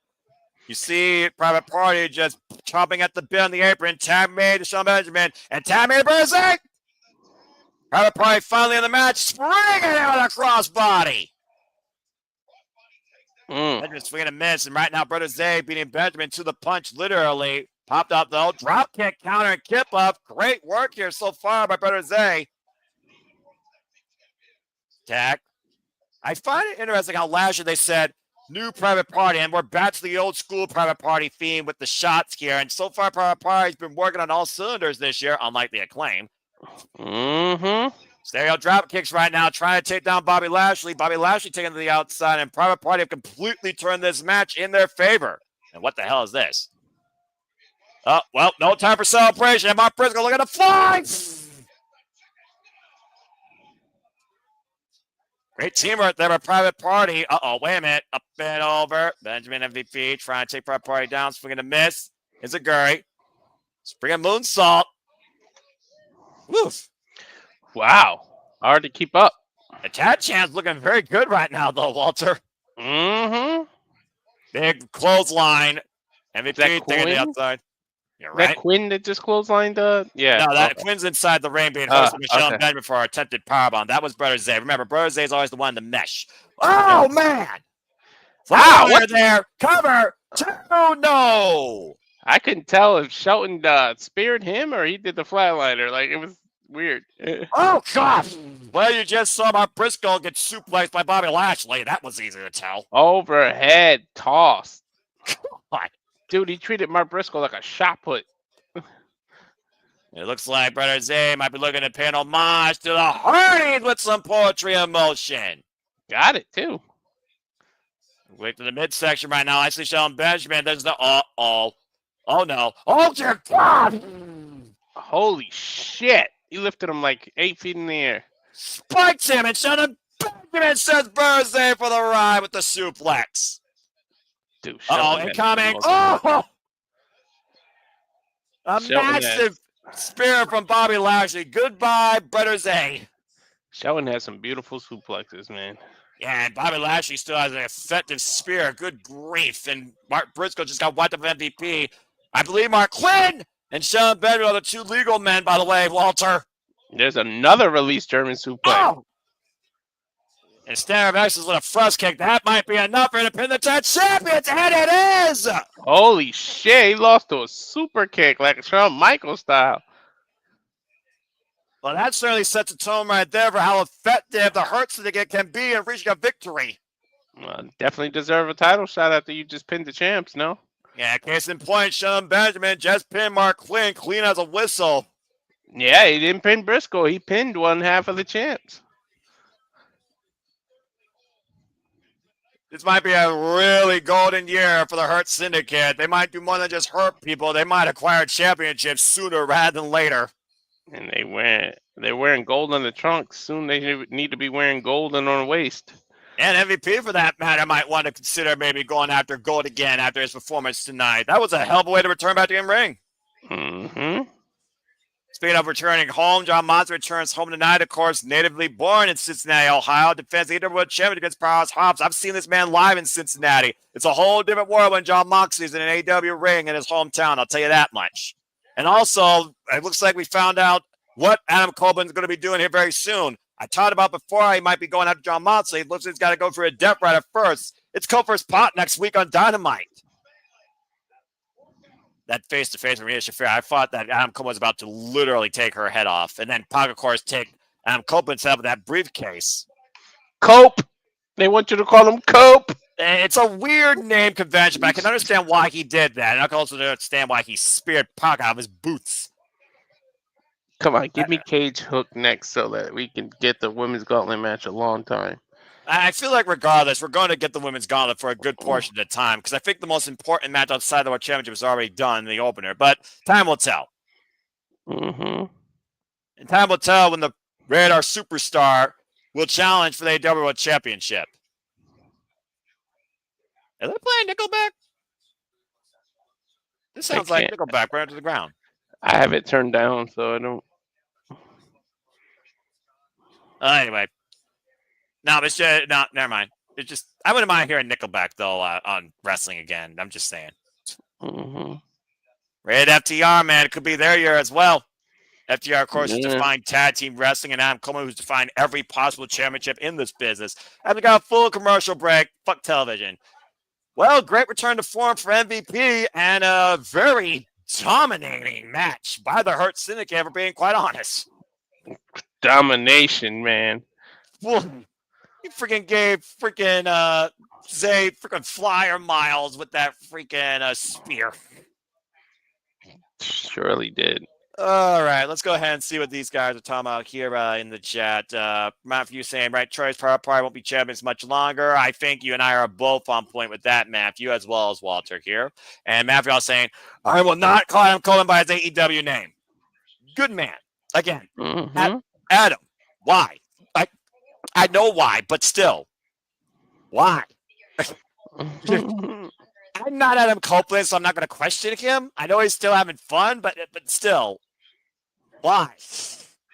Anyway, seriously though, give Maria Shafir in the room with somebody sooner rather than later, because that woman could take on any man or woman at this point. She has no intimidation whatsoever. None. That's very true.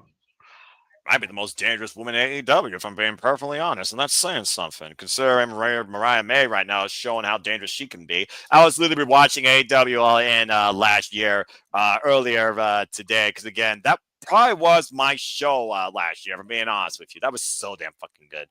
Well, anyway, as we are just a little bit over 50 minutes in this Dynamite show, again, still to come, the women's gauntlet match, Christian Cage versus Hook, the AEW World Championship, and I believe that's it. After Ricochet ran out of the building and is probably trying to catch a plane in the nearest airport in Cincinnati. Unless Swerve catches him and they show some kind of segment. Like I said, Swerve has him in his crosshairs. He's going to make the man sweat, which is kind of hard to do when you run out in a suit in the middle of winter in Cincinnati, Ohio, just saying, at night. So, I mean, that's where winter is winter. Yes, winter has arrived. Winter is not coming. Winter has arrived, even though it's very minimal here in Toledo, Ohio. But I do get what you're saying. Woof. And other than that, I think we pretty much covered everything at this point. So, again, what happens first when it comes to the feud of the Don Callis family versus Omega and Ospreay? Does Ospreay now go into one-on-one match with one of the members, and then does Omega come to his aid, and then we build to the tag match? Like, how do we continue to escalate this? Is probably my thinking right now. I'm not even sure how you would continue to escalate it. Well, Ospreay was the one that came out on Omega's behalf. We saw who he attacked, so I could see Ospreay going against I can see Ospreay going one against Lance Archer, and then that leads to more turmoil where you might get the what's it called? I don't know. I think it'll be the tag match, and then Kenny versus Takeshita for that title. I think you're gonna get it. I'm telling you. Yeah, well, we're also going to get Swerve Strickland versus Ricochet, one of the first in AEW history, on Wednesday, February 5th in Atlanta, Georgia. In Atlanta. Oh, boy. Good luck, Ricochet. You're going to need it. First time ever one-on-one match for these two in AEW. Oh, Jeff Jarrett. He wasn't on part. Jeff. That's JEFFJARRET.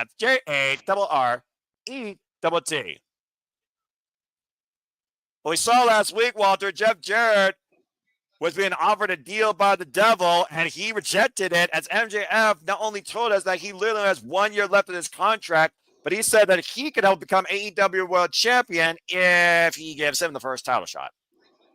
Mm-hmm. After he announced earlier this year that he'd signed this 1 year, it's the last ride for the Outlaw.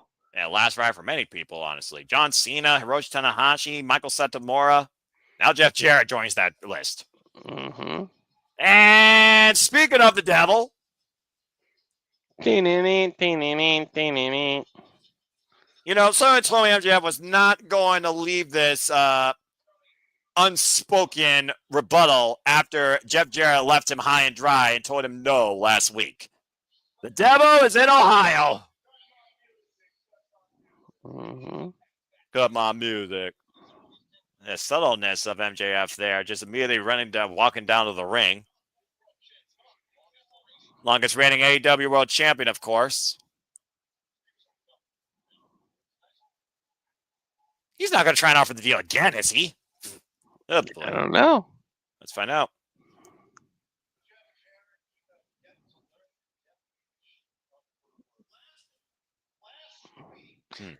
He told him you don't know the definition of humble. Audacity?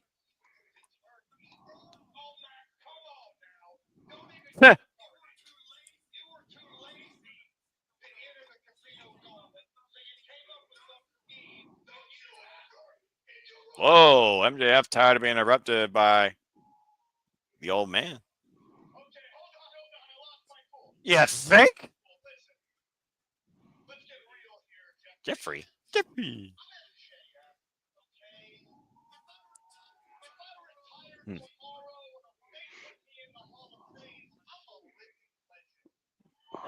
Jerry's still out on that.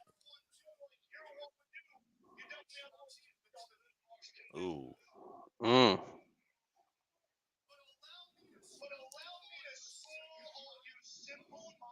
Simple-minded folk. I take offense to that.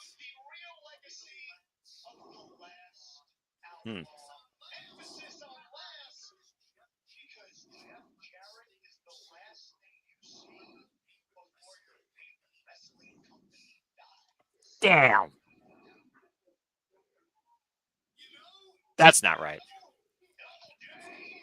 Double J.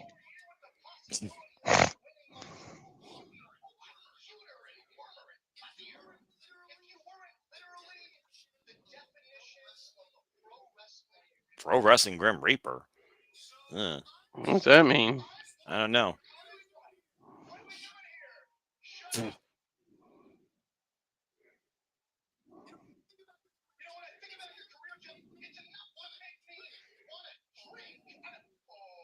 Oh, okay, I see what he did there. Low blow, low bar. The sober? Yeah. Again, MJF will take every low blow he can.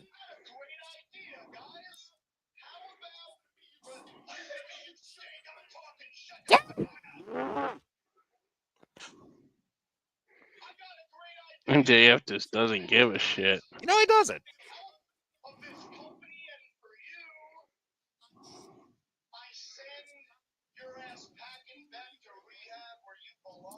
Oh, give me a break.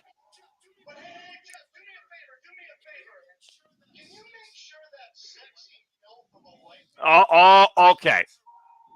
Oh, boy. Karen would slap the shit out of MJF. Right?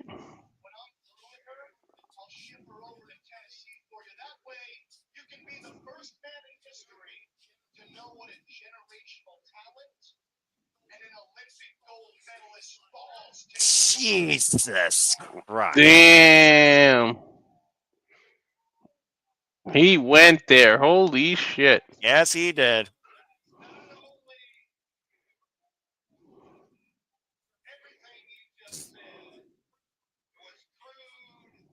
Accurate.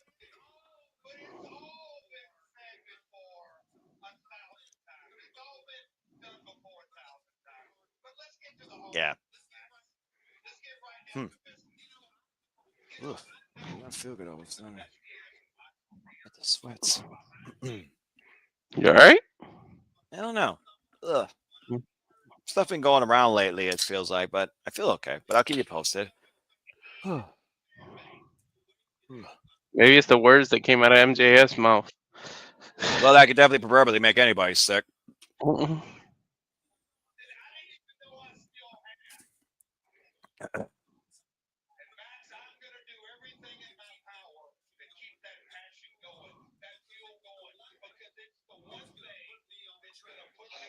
Passion and fuel.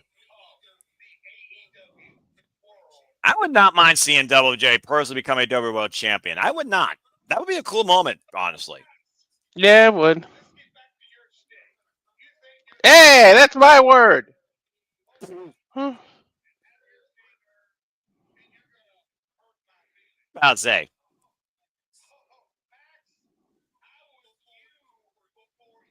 This is accurate.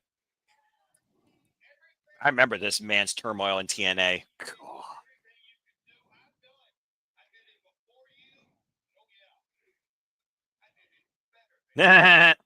Whoa. Oh, he should have added, and you know it. Well, I mean, self-explanatory. Confusing.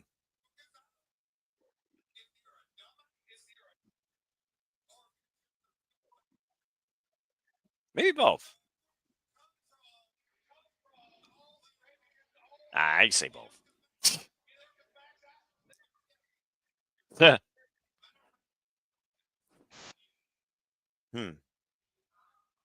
Okay. He is our scumbag. I will agree with that. Mm-hmm.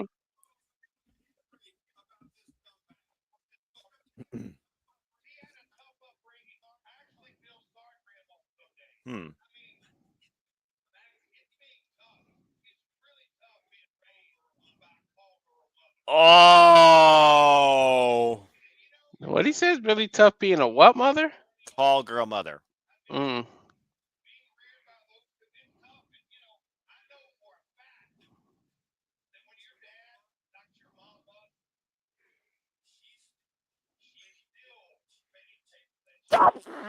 Oh wow! Wow, Jeff and MJF.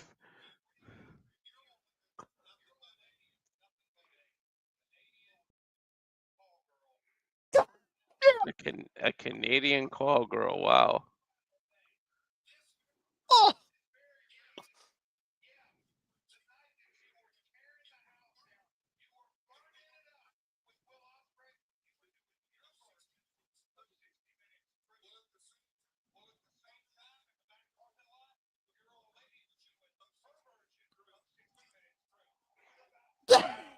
Wow!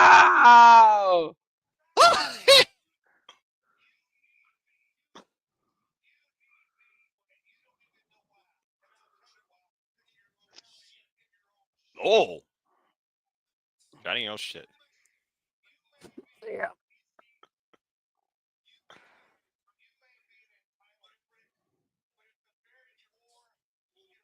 Accurate. Mm. Will Ospreay's exposed his scared little boy mentality.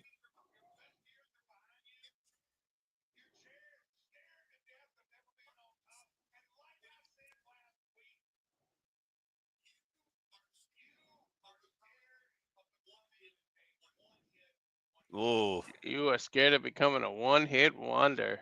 There might be a lot of truth there with a lot of what Jeff Jarrett said. As far as the call girl mom thing, I mean, I don't know nothing about that. I don't know either, but holy shit.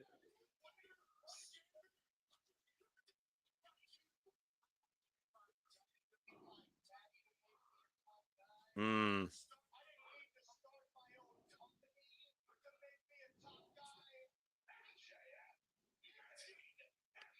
There is some truth to that. Mm-hmm.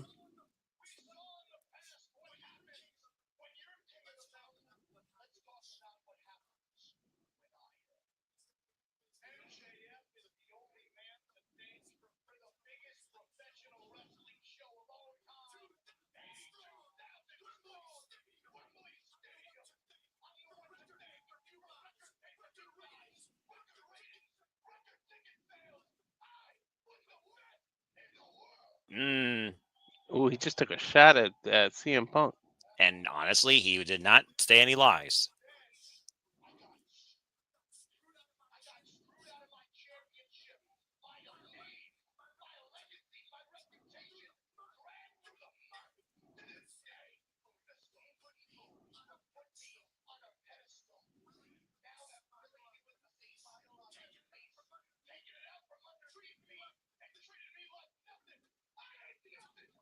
Ain't nothing.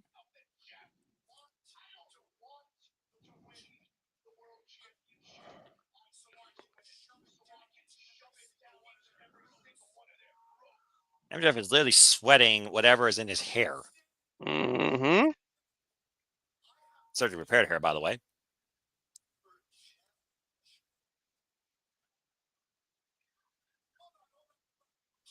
This is getting very unique in a way because I do see a lot of similarities with these two.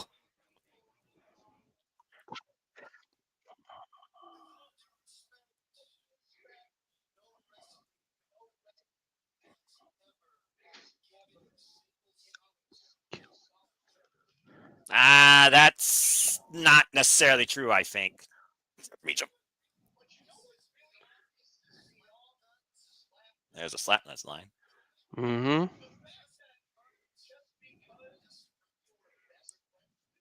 Oh, okay. Okay. Wow. This might piss Jeff Jarrett off. We're touching on heart, folks. Especially the closure you got last year.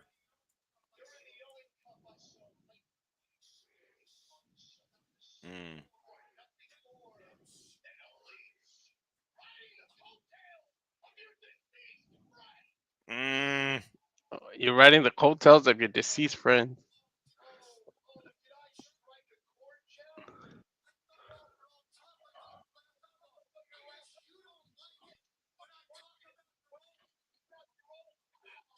Oh! Oh, there's the right hand by Jeff. That pissed Jeff Jarrett off, and I don't blame him one bit for doing that. Not one bit of the slightest. And they're trying to cover up security right now, trying to separate these two. You knew this had to be trade eventually, Walter. You knew that Double J was going to have enough of. Oh my goodness! The Karen Jarrett now in the ring, trying to literally calm down her husband. Whoa, whoa, whoa, whoa, whoa, whoa, whoa, whoa. He took it one step too far. Whoa! What the hell are you doing, Max? He just put his hands on. Okay. What did he do to her wrist? I thought he snapped her wrist. I don't know what he did, but I can guarantee you what he just did. He just pissed Jeff Jarrett off. And honestly, Jeff Jarrett nearly had the better of MJF in that exchange. He was punching the daylights out of him. I don't know who's got the better of this match, though. Someone's going to be red last rights or left of their own blood. Him and Adam Page goes one more Christopher Dale's at Texas Death Match after the night. What's the problem with MJF is next on that list of death matches. Courtesy of Jeff Jarrett. He really went there. Dude, the line is here. MJF went way over. My boy! WC goes one-on-one with Kazuchika Okada for the Intercontinental Championship this Saturday at Maximum Carnage! Wow. Why the fuck is not there? It's all right. We just saw Ishii too in two different matches. Oh. When I say this guy is true to his form of professional wrestling where his fucking life seems to be on the line every match he does, I fucking mean it. That's the pit bull right there. I can't believe these two are going. I didn't know about this match. The next chapter in Kazuchika Okada and Tomoyoshi Ii's long-running history as members of Chaos gets written this Saturday at Maximum Carnage. I may have just found another match to add to my list. Oh, let's fucking Son of a bitch. Yes! Oh, fucking hell. From Tomoyoshi Ii to the most popular fighter in America. Christian. Yeah, of course, that freaking parasite. Anyway, let's get ready for our next match here. Christian Cage alongside that Jezebel. Mama Wayne goes one-on-one with Hook. Dude, fuck.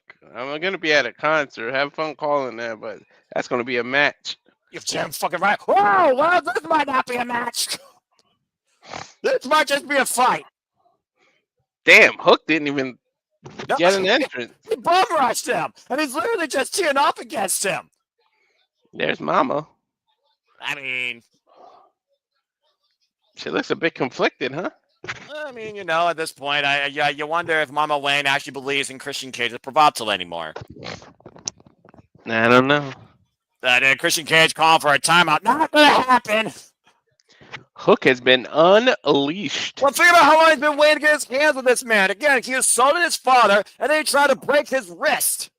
You saw what happened in the skybox. That shop, I'm pretty sure, yeah, he would have been thrown over the freaking awning if it wasn't for the patriarchy. And again, open pawn strikes, patriarchy nowhere to be found, by the way. This technically is supposed to be a one-on-one match. So, right now, Christian Cage hasn't been able to hit one shot on Christian Cage. Is anything ever one-on-one when Christian's involved, though? Of course not. You kidding me? He's always been a freaking guy that can't do it on his own. You think about the coalition from TNA? Come on now. Mm-hmm. Tonka and AJ Styles. Which one's Tonka and AJ Styles in the patriarchy? Well, Tonka's obviously Mama Wayne, but that's a different conversation. Irish women, Christian Cage sent to the entranceway. Sorry, not sorry. Hook is lucky that Kill Switch isn't healthy. Well, Get well soon, by the way, Kill Switch. Yeah. Realistically, get well soon. Well, Cage literally up at the tunnels. That's Linda Harway's again. Cancer is no joke. Big C, no matter how forward you have it in any form. Again, I really wish all the best to Luchasaurus, and I hope that he is doing better. Man, Jeff Jarrett got pissed off, and Hook's been pissed off from the get-go. Whoop! And there goes Christian Cage in the ring. I love the ramp design, how it leads to the ring. I really do. Yeah, and again, in these smaller venues, it works so much better. And Christian Cage begging off Hook. You kidding me? I love that about TNA, too, when they have the elevated ramp. Yeah, right. They've had that at center stage in Atlanta, Georgia. Mm-hmm. Christian Cage saying, I could be your father. I could be a better father to you. Let me nurture you. Let me take care of you. Let me be your father, son. With his father literally 10 feet away at the commentary table. And, yeah, I'm about to say. Is he there, or did he get up because he can't really? No, Taz is there at the commentary table. Oh, you got to give me a break. Suplex. You know it. You call it. Oh, Billy. That's the one ride right now that Christian Cage has been overdue to take tonight. And I'm sure it's not going to be the only time. It looks just teeing off against Christian Cage in the corner here. When your father is Taz, you best know how to do a suplex. That's all I'm saying. That's fair. Hard Irish whip dorsal first in the corner, and Christian Cage once again on the outside of the ring. And fans, don't go anywhere. This family feud of sort continues in Restaurant Quiet Picture in Picture. Fuck television. And that Jezebel. Ding! Yeah, Hook right now waiting for Christian Cage to get in the ring. Still to come tonight, the Women's Casino Gauntlet match, where, of course, the winner will face Mariah May down under in Australia at Grand Slam. Chris Statlander, Will Nightingale, Tony Storm, and others who will challenge Mariah May. Shit, I just realized they're going to get the co-main event. Yeah, that's right. And, speaking of co-main eventing, you might as well say the same thing about Nick Wayne and Kip Sabian, who have made their way down the ring side off that distraction. Christian Cage has taken advantage. And Safet, as we're on Wrestle Quiet Picture in Picture, again, I don't know what MJF is. I don't think MJF thinks half the time with the stuff he says and does. Oh, but I know this man thinks about the things he does. Katsuyori Shibata has entered ringside now. Remember, the last time we saw this man, he ran off Nick Wayne and Kip Sabian with a 2x4 in the Hammerstein Ballroom. Man, with tremendous respect for Hook and also tremendous respect for Taz, a former Never Openweight champion, as the most notorious Never Openweight champion in NJPW history, goes one-on-one with Kazuchika Okada cover to this Saturday for the AEW Continental Championship. My heart is so happy. I get to call it Tomoshi match. Stone People Wrestling for Life. That's your third one already. We're not even at the end of January. That's your third Ishii match you called already. And I love it. I fucking love it. That's my boy, Stone Pitbull. Shoot, no one wrestles like him. Nobody. Freaking dude has no neck but the toughest damn grit versus anyone else in this fucking business. Oh, and the fact that Gabe Kidd and Tomoichi are going to run it back at Windy City Riot with with an Iron Man match. Let's freaking go. Of course, that Bound the Valley, Walter, was a 30-minute draw with Tomoichi E and Gabe Kidd for the Strawweight Championship. It's our cradle by Hook, and gets a 2 count. Mm-hmm. It's the midsection. Good grief. Oh, man. And right now, Christian Cage, thanks to his patriarchy, taking advantage of Hook driving his body weight into the shoulder blades up against the second rope. And to your point, Walter, he is still a man with a guaranteed AEW World Championship shot up to All In this year. Anytime he wants it. All he's got to do is sign on the dotted line. I'm surprised he didn't just walk out this match and let him take a count out and just hold on to that. That's really what he cares about. Well, clearly, I think he cares more. I don't want to say more, but he does care, I would say, about other things. And obviously, he cares about sending a message to Taz and teaching Hook a lesson where he might actually want to shape Hook in his own way as part of his patriarchy. Again, I do wonder, is Christian Cage still impressed, happy, supportive fully of his son, Nick Wayne, or has he cared more about Kip Sabian lately than Nick Wayne? And maybe he cares about Hook more than both those two combined. We are back here in the capacity-filled Brady City Music Hall here, or Andrew J. Brady Music Center, in Cincinnati, Ohio, for AEW Dynamite Maximum Carnage, where both the in-ring action and the proverbial jabs have been maximum carnage against each other. What MJF said about Jeff Jarrett, and you put your hands on Garrett Jarrett, well, all bets are off. Look at this now. I still can't believe MJF. Yeah. Not only did he put hands on Karen Jarrett, he held her hostage. Dude. He's a dead man. Oh, that dude went over the line in 3-4 times. I mean, again, would you expect anything less from MJF? Now Hook trying to take Christian Cage, though, out of the corner, and Christian Cage holding on to the Russell Dare live. Oh, it's on the outside. Again, you see that Jezebel. And watch Hook, though. Oh! Running elbow strike. Christian Cage literally crawling on all fours. Got Sabian and Nick Wayne, though, out here, along with Jezebel Mama Wayne. And what the hell is Hook doing here? Oh, God! Hook coming in with the driving knee up against the steel ring steps here, Walter. Hook is trying to do to Christian's hand what Christian did to his wrist. Yeah, exactly. And, of course, if Christian... Oh, and he got away. Oh, God damn. And the feet taking out for underneath Hook as his back goes up against those steel ring steps, sliding down all of the vertebrae. Christian Cage now going up to the top rope, Hook in the drop zone. Big frog splash cover. 2, no. I forgot how beautiful Christian's frog splashes are. Yeah, I'm about to say, I think got Taz out of his seat there. Let's not forget, Taz is at ringside. Again, Taz was assaulted by Christian Cage that caused this in the first place. Mm-hmm. And Mama Wayne right now looking on in approval, it seems. And Christian Cage, again, continuous splashes. Christian with the cover, hook the leg. It's a 2 count again. You see Hook, though, holding on to not only that wrist, but his midsection there as Christian Cage has been crushing his ribs, though, Walter. Mm-hmm. Oh, I think he was going for the spear, and Hook just kicked the living crap out of his head. The rising knee strike, actually, and Christian Cage gets the spear up, fall on short range. Ooh. Cover. Whoa. He kicked out of a spear. At one. We talked about Hook before. Young determination and grit. Mm-hmm. The argument the referee's not going to do you any favors, though, Christian. Ooh. Body shots now being applied here. Coverage whip and off the ropes. And what a shot!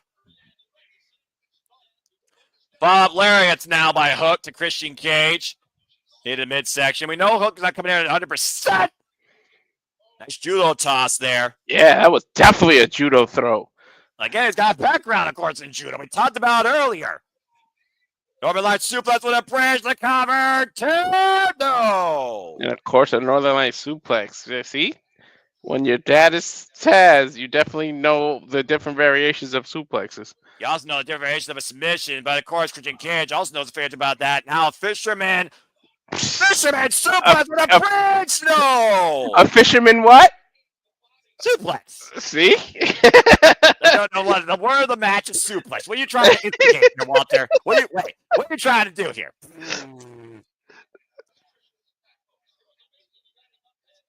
And of course, the fact that Hook was holding on that bridge as hard as he could with the damage done in the midsection. Now looking for the red rum. Hook's got it hooked. Brock Lesnar welcomed people to Suplex City, but let's be honest, freaking Taz laid the foundation. Oh. That was a nice way to let go of Christian Cage. I guess. I mean, he let go before the 5 count. Right? Just saying. Clubbing crossface is now by Hook. Just wearing away Christian Cage here. Kill switch. Now, oh, nope. Counter. Goes behind. Breaking the eyes. And now sending Hook shoulder first. He definitely rigged his eyes right behind. The referee couldn't see because of the angle. And look at Katsuyori Shibata, though, isolating. Now, wait a minute, Christian Cage. Oh! Ooh, a drop DDT. Yeah, reverse DDT on the outside of Katsuyori Shibata. Clubbing forearm, though. Now, at Hook taking on the patriarchy. There goes Kip. There goes Nick Wayne. And Christian Cage, once again, isolated in the ring. Dude, Hook just took out everybody. He hasn't taken out Christian Cage yet, though. Christian Cage looking to engage the kill switch. Hook. With the red rump. Christian scouting it, though. Use that reverse DT to his advantage. Hook, though, lunging himself onto Christian Cage, bringing him down. Body grapevine. Christian Cage, trapped to the red rump. Trapped to the red rump. And Nick Wayne and Kip Saban saved the false fire. Disqualification.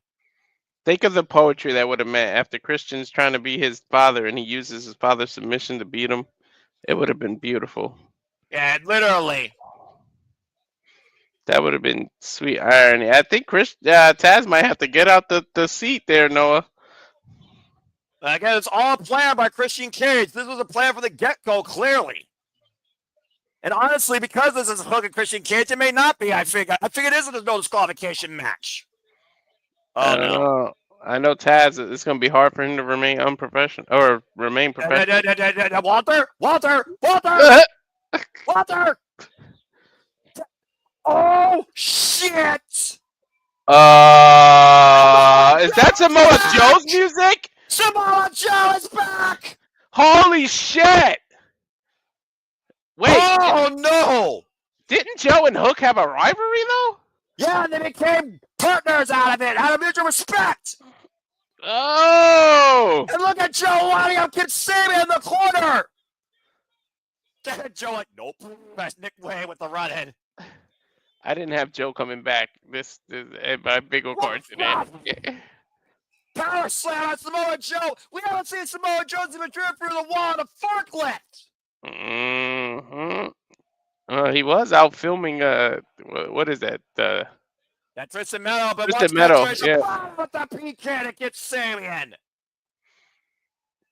Damn! Welcome back, Joe. Yeah, no kidding. I thought Taz was gonna get involved. Freaking Samoa Joe got up. I mean, no offense to Taz. Samoa Joe can go. And I think Joe's ready to kill Christian Cage. Joe, Hook, and Shibata are back as a trio. Oh. Dude, I didn't even think about Samoa Joe coming back. Yeah. Put a 9. This night's far from over, Walter. The hits keep coming. Coming up next is the Women's Casino Gauntlet match. Who gets to face the Glamour Red Down Under in Australia? Stay tuned, folks. And also coming up, our main event, John Moxley defends the World Championship against Powerhouse Hobbs. There might be a force to take on John Moxley for that title sooner rather than later. Samoa Joe's fucking back in AEW. Look at that face he had, too. He's ready to kill somebody. Well, I mean, yeah. It looks like we're getting a little bit of a recall package here. Switchblade Jay White, of course, who also has set his sights to become an AEW World Champion.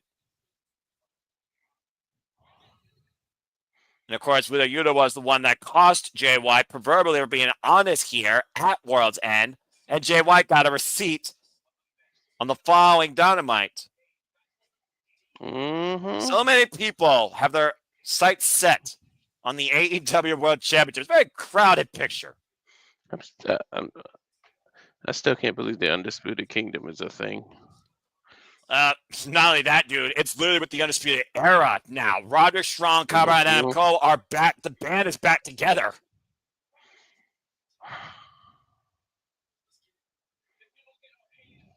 And of course, the Undisputed Kingdom has made their intentions known. They want gold, and it looks like Kyle O'Reilly wants a chance at Dan Garcia's TNT title. But again, folks, we'll talk more about that later. If that's made official, as we go to full commercial, fuck television. Samoa Joe is fucking back. Let's fucking go. Dude, Samoa Joe didn't even cross my mind. I was like, no, not at all. Out of mind, out of sight. Like, I didn't even think about him. I'm glad that he's back, though. And again, I mean, you want to talk about history. The history of Samoa Joe and Christian Cage goes all the way back to TNA. He's got history with Hook. I was like, wait, what? Where'd they beefing? And then I forgot that they teamed up after out of mutual respect, like you said. Yeah, exactly. Remember, it was Hook that took Samoa Joe for 10 minutes when Samoa Joe was the AEW World Champion. Defiance got Samoa Joe's respect, and Samoa Joe's been taking Hook underneath his fatherly tutelage ever since.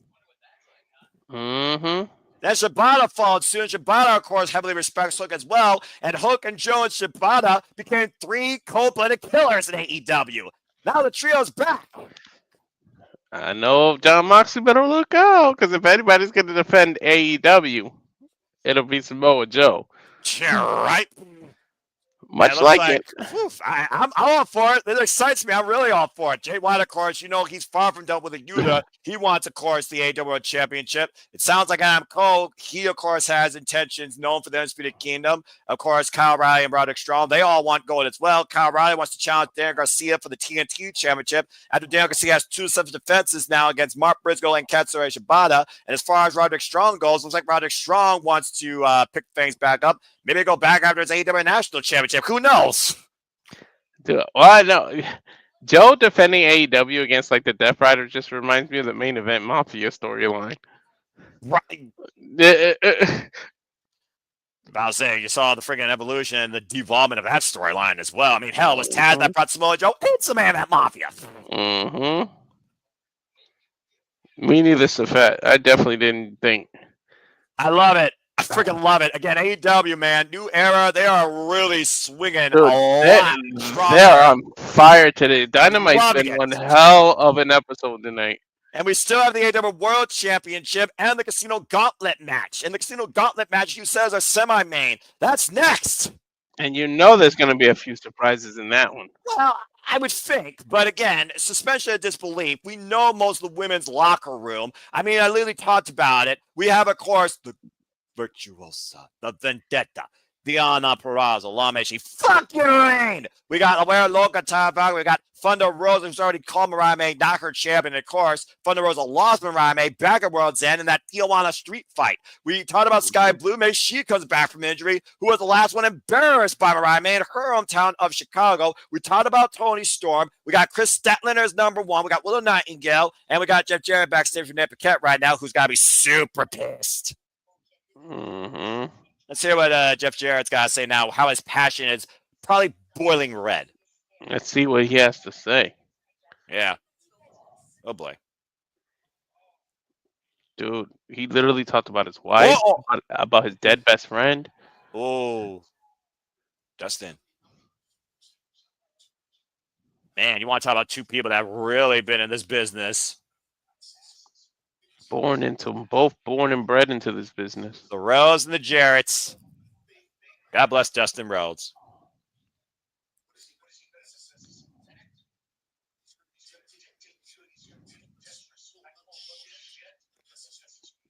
Dude, AEW loves the word shit tonight. I mean, hey, they don't censor.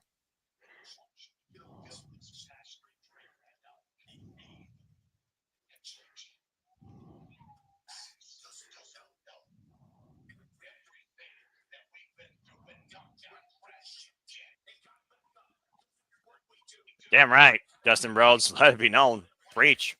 Mm. It's the reason why Dustin Rhodes is one of my all-time favorite wrestlers. So glad I got to meet this man. 12-time world champion. That's crazy to think about, by the way. Yeah. 12? Damn. Ooh, excuse me.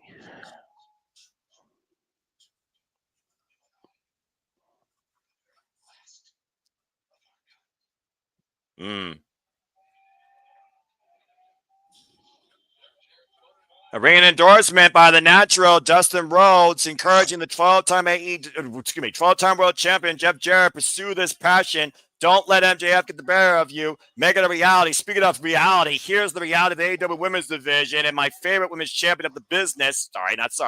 The Glamour.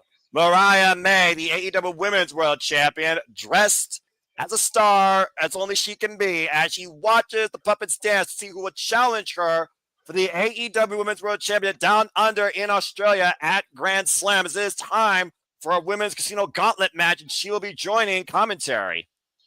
Mm-hmm. And of course, Walter, it may be Wednesday night, but fuck you haters, it's Saturday night because it comes the very first entrant in Chris Statlander. Let's see if Stats where it's at. The worker that brings the most out of this AEW Women's Division, whoever she's in the ring with. Winning that triple threat. Let's see who she kicks things off with. Oh, shit! No, not like this! Fuck! The hate is real. Oh, damn it, hater! You can't make me choose! Fuck! The hate is real. Yeah, shut up, Walter! That Jamie Hayter, former AEW Women's World Champion, by the way, who's, of course, coming off that loss to Julia Hart 2 weeks ago on Dynamite. Oh, boy. Oh, man. Why did you start like this? Bell rings are underway. I've been wanting this match for a long fucking time, too. Let's fucking go. Two of the biggest powerhouses in AEW. Kind of a time. For those that don't know, by the way, Casino Gauntlet match. People come out at random intervals. But first pinfall submission inside the ring, you win it. Simple as that. As Walter said earlier, could be 2, could be 10, could be 15, could be 20, could be any number. Could just be these two.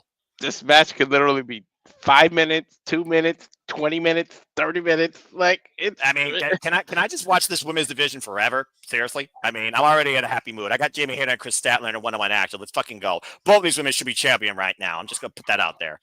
And anybody that disrespects them, fuck you. That being said, friend or enemy, I don't care. Fuck you.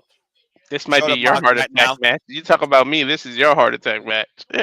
Irish Whip versus Irish Whip. Well, some people here actually look at the wrestling versus other things more than the actual athletic quality, but I'm not going to call anybody out here, anyone's, intentions and how they view women in wrestling more than one way versus the other. High kick miss, rip cord, went for the haterade. Rolling lariat tonight. I view talent as well. It's just some women have some assets too. Yeah, I'm sure. Oh, that was a big boot to the face of Chris Statlander. This, for me, was my match I was most looking forward to seeing. But why not start with these two? Well, I guess actually that makes sense because honestly, you got a better chance of winning the sooner you're in here, which is why what's important. Chris Statlander was number one. Mm-hmm. And hoisted up. It's literally the only time you want to be number one in these kind of matches. Get to the midsection. Now looking for a fisherman. Mizunoku driver. But 2-1. Who's next? Huh? Whose music is that? The hell? I don't recognize that music. Megan Payne! What the fuck, Megan sis? What? We've seen her before in freaking House of Glory and in Stardom. And we've seen her before long ago in AW Dark, the former House of Glory Women's Champion, I believe, Megan Payne. What the fuck? What's she doing here? I told you there was going to be some surprises. Well, I didn't expect this giant Wonder Woman to show up here tonight at AEW Dynamite. I thought we already had the two biggest powerhouses in the company. Look at this standoff. Megan Payne. Holy. That's a lot of women. Oh, baby, give me this match, please. And this is why I love AEW's Women's Division the most. Imagine that Norwegian pops up from Noah. This is women's professional wrestling, and I love women and power and powerful women. What's her name? What's her name? The Norwegian, the big tall one we saw on Noah. Oh, Tank. Yeah, Tank shows up. The game over. All bets are off.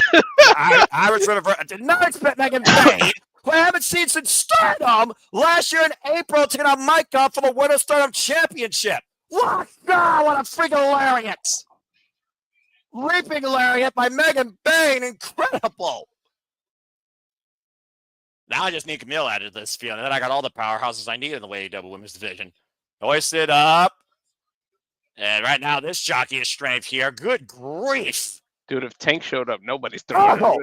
Nobody's picking her up and hitting her. Oh, Jamie breaks it up. Jamie Hayter, Megan Payne, Chris Statler. The triple threat I never knew I needed in women's wrestling. Dude, if Tank showed up, that's like the Omos of the women's division. Well, Tank's still very young and experienced, but I do understand what you're saying. Again, she is a beast. And Mariah May, is it me or is Mariah May sweating at ringside right now? Kick to the midsection. And right now, Jamie Hayter hoisting up. Over Hayter, dude. Look how tall she is. Look at the way she hoists her up. Wow. Nice reverse by Jamie Hayter. Comes our next participant. Take a guess, Walter. Who is it? 2-1. Dude, they got me on these shits. Well, members of the House of Black, please rise for the Princess of the Black Throne. Julia Hart is about to enter the Gauntlet. Oh my God, dude, they're coming out with the hits. Yeah, no kidding. 11 wins in her past 12 singles matches, including her return match against Jamie Hayter, former TBS champion. Oh no, Jamie Hayter knows exactly. Oh, well, I knew this was gonna pick up. You know what I love? This just shows how deep the women's roster is. Exactly. I've been saying it for years. Not suplex to Jamie Hayter, but Julia Hart in the entranceway.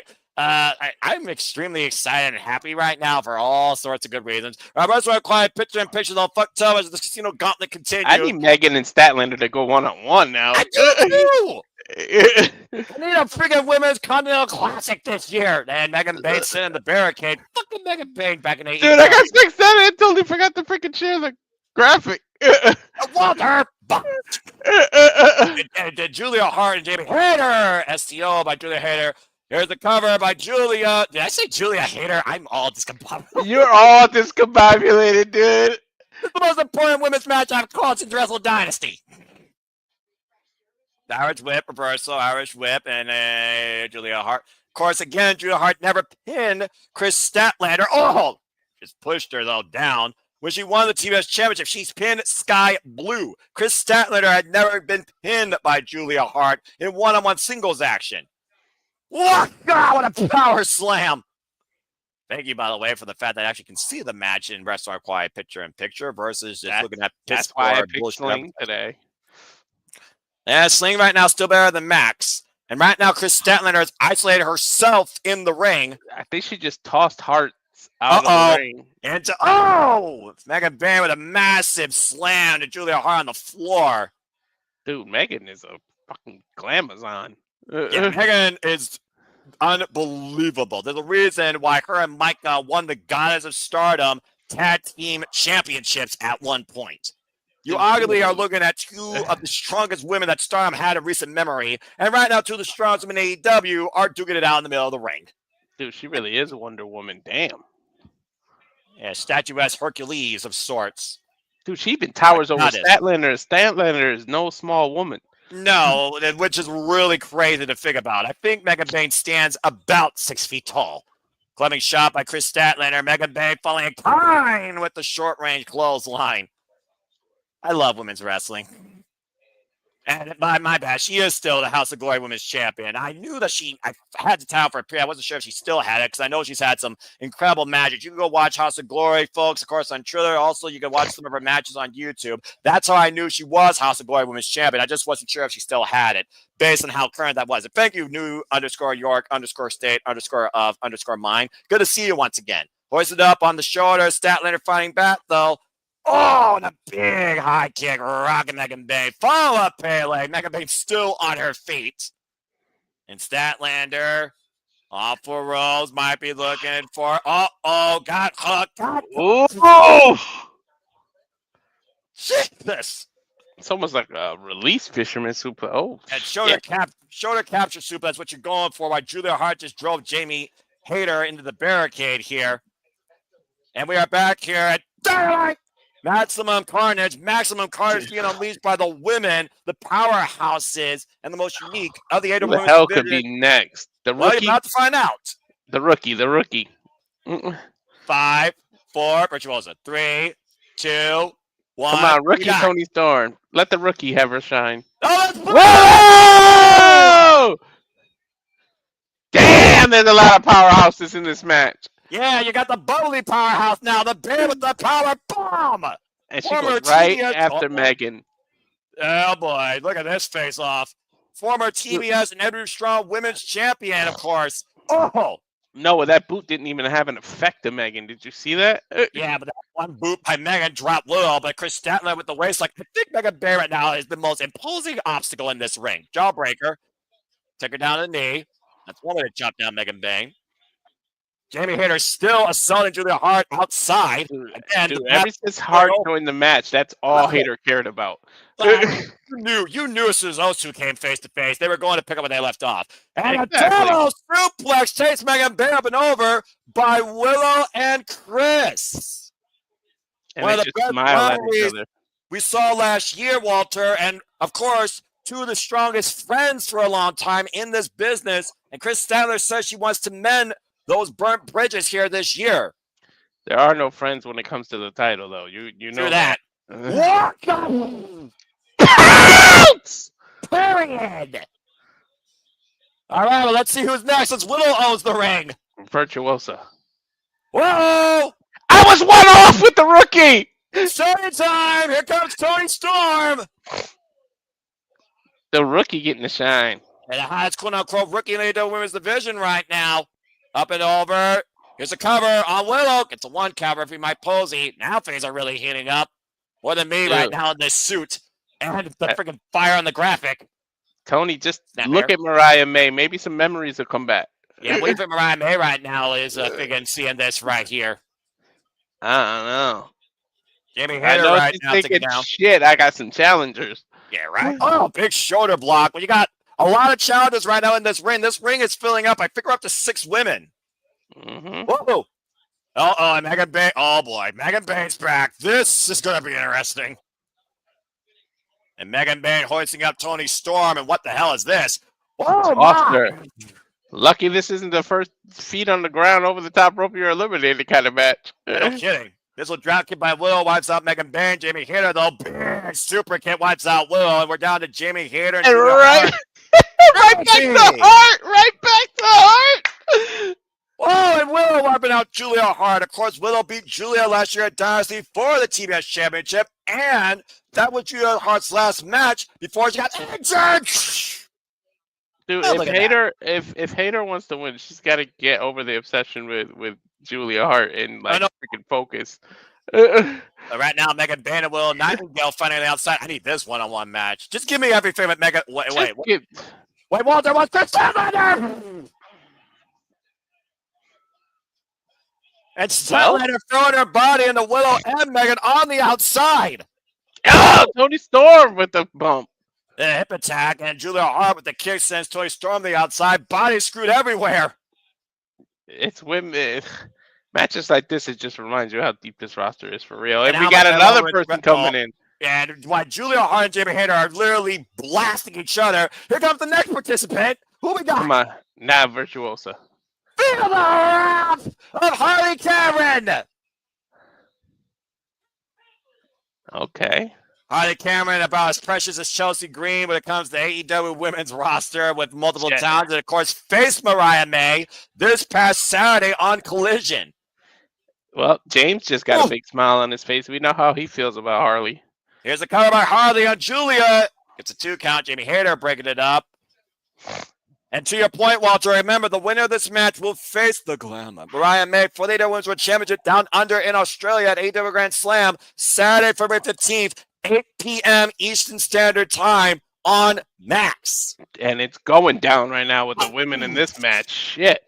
Hit breaker, backbreaker over the knee. There's a schoolgirl by Harley. Jenny gets a 2 count, and also Harley Cameron's from Australia, folks. Stepping into Gary by Harley Cameron. Dude, how many women are going to be in this match? I don't know, but I want the entire roster and then some. Maybe that's a chance. Oh! Another hater backbreaker. Let's call it backbreaker. Oh, but I know what this is. Kiss that bicep. Feel the hit. Woo. The mist. The mist and Harley Cameron's eyes, but Julia Hart. Cover her, Julia. Cover her. What are you doing? You blinded her. Cover her. Oh, hold that foot. It's a cradle. Hook of the leg.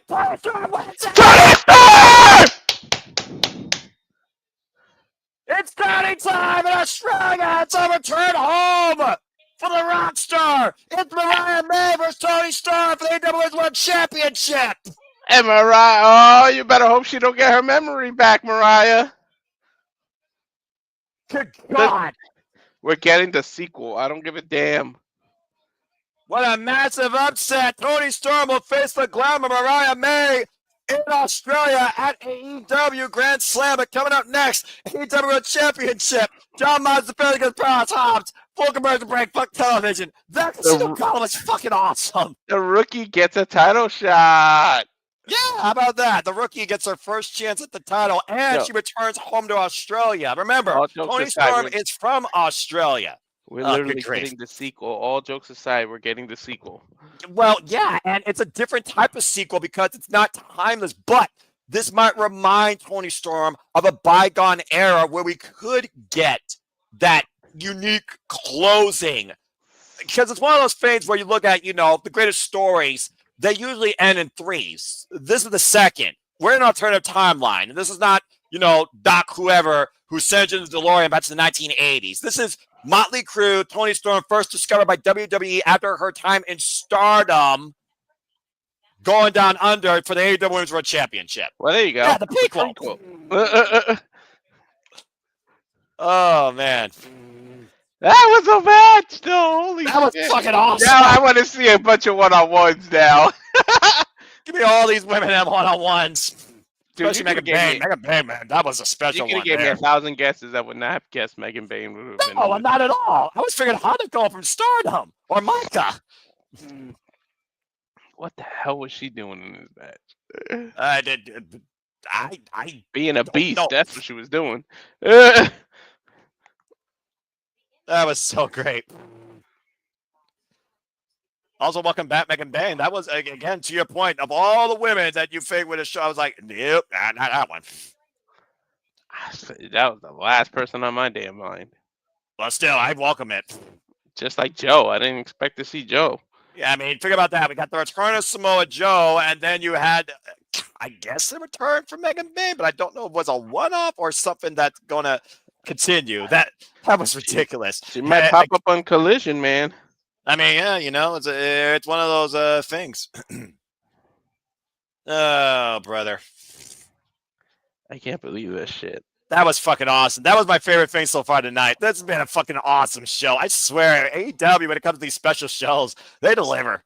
All right, well, again, on a night where we've seen the return of Samoa Joe and the trio of killers reunited with Katsuya Shibata against the Patriarch and the Patriarch Christian Cage, where I guess that match ended in no contest, technically. Technically. Yeah, the best way of putting it. We, of course, saw the Hurt Syndicate with Sean Benjamin pin one half of the AEW Tag Team Champions in Mark Quinn as the Hurt Syndicate and Trios action beat Mark Briscoe and Private Party. We saw the return of the Best Bout Machine, Kenny by God Omega, beat the Machine Brian Cage, but the Don Callis family with the numbers game still got the better of both him and Will Ospreay, building so much in singles and tag matches. And that's man time on Dynamite, Maximum Collision, or Carnage. I'm so excited for Collision already. And I'm talking more about that card later. Time for a man up for the AEW World Championship and a homecoming for the AEW World Champion. That's Powerhouse.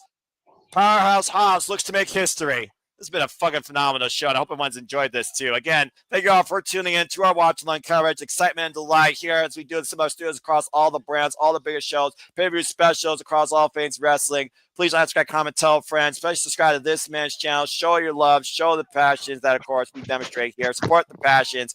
Please PayPal, my friends. Again, if you want to do the conversation, super chat as simple as that. And of course, we just saw the women's casino gauntlet match. First ever women's one. Walter was last week's men casinos gauntlet, where Powerhouse Hobbs surprised us and got the win to get this match tonight. Here comes the Death Riders. Yeah, and here comes. They need to just come out with the Dodge truck. Make it special entrance now. The small arena, I don't think has a way for a truck to enter in, but you could have it outside that door. Well, I mean, that works too. Well, home sweet home, right? And a cold Cincinnati night. John Moxley welcomes it. John Moxley with Marina Shafir, the possessor in tow. The problem, John Moxley back home and comes home as AEW World Champion.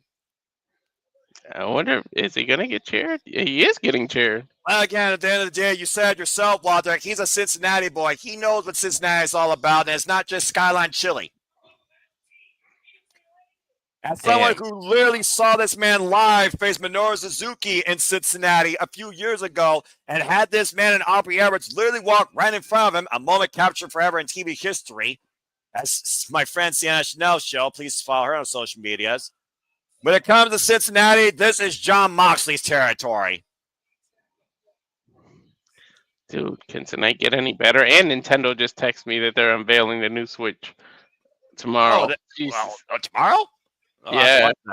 Well, there you go. The first topic of the podcast. Stay tuned, folks. When the Similar Studios levels up, we'll be talking about gaming content here very soon in the month of February. Maybe we'll hype that up during our top 10. Stay tuned for more on that. And right now, John Moxley, of course, the record-setting 4-time AEW World Champion, has been holding that title hostage and out of anybody's public eye since Wrestle Dream. We have not seen the title since October last year. This is going to be Moxley's a powerhouse in his own right. He's no small person. Yeah, but we also know John Moxley is never alone, as there you see Pac at ringside. This is a regular match, though, isn't it? Technically, yes, but when it comes to John Moxley, nothing's regular with him. You should know that by now. Referee discretion against him. There's Claudio. With the longest leash referee, the senior official, Paul Turner. The reigns were underway, and this is literally going to be a powerful, handicapped battle. Because when you face John Moxley, you face all the Death Riders that support his mission for the betterment of this business. Well, we already saw Joe once stick his face in somebody's business. Why not come help Hobbs, right? Yeah, well, Hobbs, to your point, does he need help again? It might just be one away from a new AEW World Champion as he just threw John Moxley up and over. He struggled for a second to pick him up there, isn't it? Well, it's one of those things also that Powerhouse Hobbs, you wonder again the state of that knee. Remember, he's coming back from a knee surgery. We saw that knee compromised a little bit against the Alpha Kenosuke Takeshita. And of course, we also saw Powerhouse Hobbs put in the work last week like a Gauntlet match. To your point, look at the size of that brace. Yeah, right. So far, Powerhouse Hobbs, he has been getting the better of John Moxley. We saw what happened when John Moxley hit the man with a chair. Didn't even phase him. Hobbs just forearmed him to the chest, dude. Yeah, John Moxley's feeling that. But again, he's got the Death Riders in his corner. Claudio Castagnoli, Pac, and Marina Shafir, who, in my opinion, is the most dangerous Death Rider of them all. And I can see why she wasn't involved with the Casino Gauntlet, because clearly she had a bigger plan in mind. And dude, I wouldn't have minded seeing her in there, though. I mean, again, we saw the depth of the women's division. That wasn't even the whole damn women's division. That was just some of it. That was crazy. I'm sure we'll see more of it on Wednesday, February 5th, when AEW Dynamite goes to Atlanta, Georgia, to the College Park Arena. No, I don't even think that was a quarter of the roster. No, I guarantee you it wasn't. And of course, we know in Atlanta, Georgia, Swerve Strickland will go one-on-one with Ricochet for the first time ever in AEW. We'll truly see who the most dangerous man is that night, and it probably won't involve a pair of scissors. Get to the side of the head. Again, AEW World Championship on the line here. Folks, this is our main event for the AEW World Championship. Title can only change hands via pinfall or submission inside the ring. Damn, that gauntlet might have to join the top 10. Don't make my list more confusing than it is right now. Right? Legend and Genesis. And oh my God, yeah, right? We still got Genesis too. Oh man, massive choke drives Hobbs all the way in the timekeepers area. Just dodging that LED barricade. This might get interactive. Oh boy. Oof. Yeah, just trading bombs right here. And that's saying something when you're trading with Powerhouse Hobbs. Hobbs definitely throws bombs. And it looks like the bomb tier is getting an immersive championship match here. I think every punch from Hobbs is a bomb with the size of that, man. I think that's the Spanish announce table they were just at, by the way. Oh, man. We know what happens near the Spanish announce tables. For all intents and purposes, it could have just been the sound area. But yeah, we both know what happens there, all right? As we go back inside the ring. And right now, Jon Moxley taking advantage of the regular eyes. Fighting? What do you expect from Savage? You know how Jon Moxley wrestles at times. The man literally could change from technical to brawler in a second. He could be Vance Warner at one moment, and that could be a student of Lord William Regal the next. Ugh, that tastes like a lot of sweat. Because look how much Hobbs is sweating. You think he gives a shit? And Moxley believes he has this match firmly in control right now, and you see Shafir just looming from the outside watching on. And we're going to stay with this match as long as it takes, by the way, folks. So expect an overrun. Boom! Oh. Ah! And Hobbs just literally driving Moxley into the corner. Dude, anybody can throw you in the corner, but when it's Hobbs, it's just exasperating. Is he going to bite his ear, Noah? I don't know. He might be trying to rip his ear off. And yes, he is. Mike Tyson style. I'm even. Instead, I'm going to just take a bite out of his ear. Oh, my God. Hobbs Tyson. Yeah, look at Maria Shafir. She's taken surprised by that. Well, Hobbs did say he was going to make Jon Moxley his bitch. John Holyfield over here. And fans don't go anywhere because, believe it or not, this man match will continue. And wrestler Clyde Pitcher fight television. He may have literally bit into his ear-to-ear points. Dude, turnabout's fair play, right? Moxley started the biting. I mean, yeah, I would say it's justified.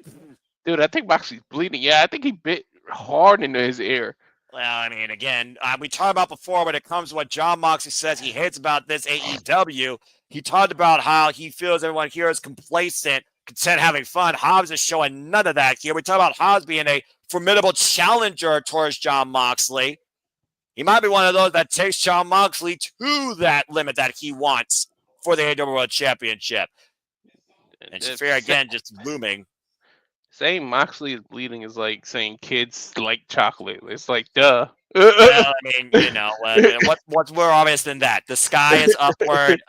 Donuts have holes in them. The earth is round. Yes, folks, the earth is round. NASA already proved that. If you think it's flat, you're an idiot. Sorry, not sorry. That's just a fact of life. But I'm not trying to turn this into another freaking Sippy Studios moment. And again, Hobbs literally trying to take a bite out of Jon Moxley. And he literally has cut his ear. Oh, that's nasty. Well, Mike Tyson just smiled. Stopping. That's not Skyline Chili. That is Jon Moxley's blood that Hobbs is feasting on. Mike Tyson would be proud. Unfortunately, you'd be right. Oh, no, Hobbs just wiped Moxley's blood on his face and did a sadistic smile after. These two are nuts. This is AEW, dude. This is where the freaking crazy-ass people wrestle. And incredibly strong women wrestle. And where more often than not you see great wrestling and more wrestling than advertising and over-promoting. And Hobbs right now squaring up Moxley. In a good way. Forearm. Good grief. Oh, my God. That was a forearm. I don't think I've seen Jon Moxley in a state like this since I don't know when. Dude, he looked like his ear has been through a freaking grater or something. And think about this, Walter. You know as well as I do, as long as that ear bleeds, that affects Jon Moxley's equilibrium. It's hard to fight when you literally can't focus or stay on your own 2 feet. But to his credit, man, he just forearmed Hobbs right back.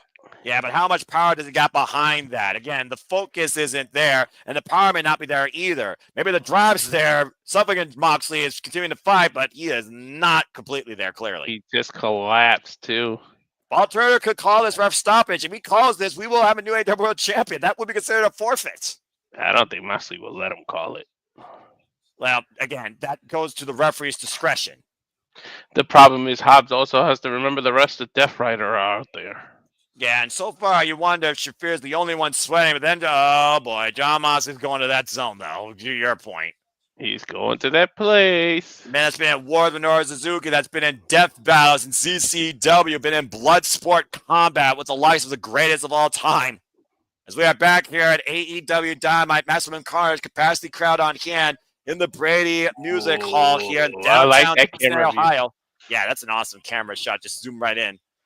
And these two are just battling it out. Oh, expressor! Damn, a cutter.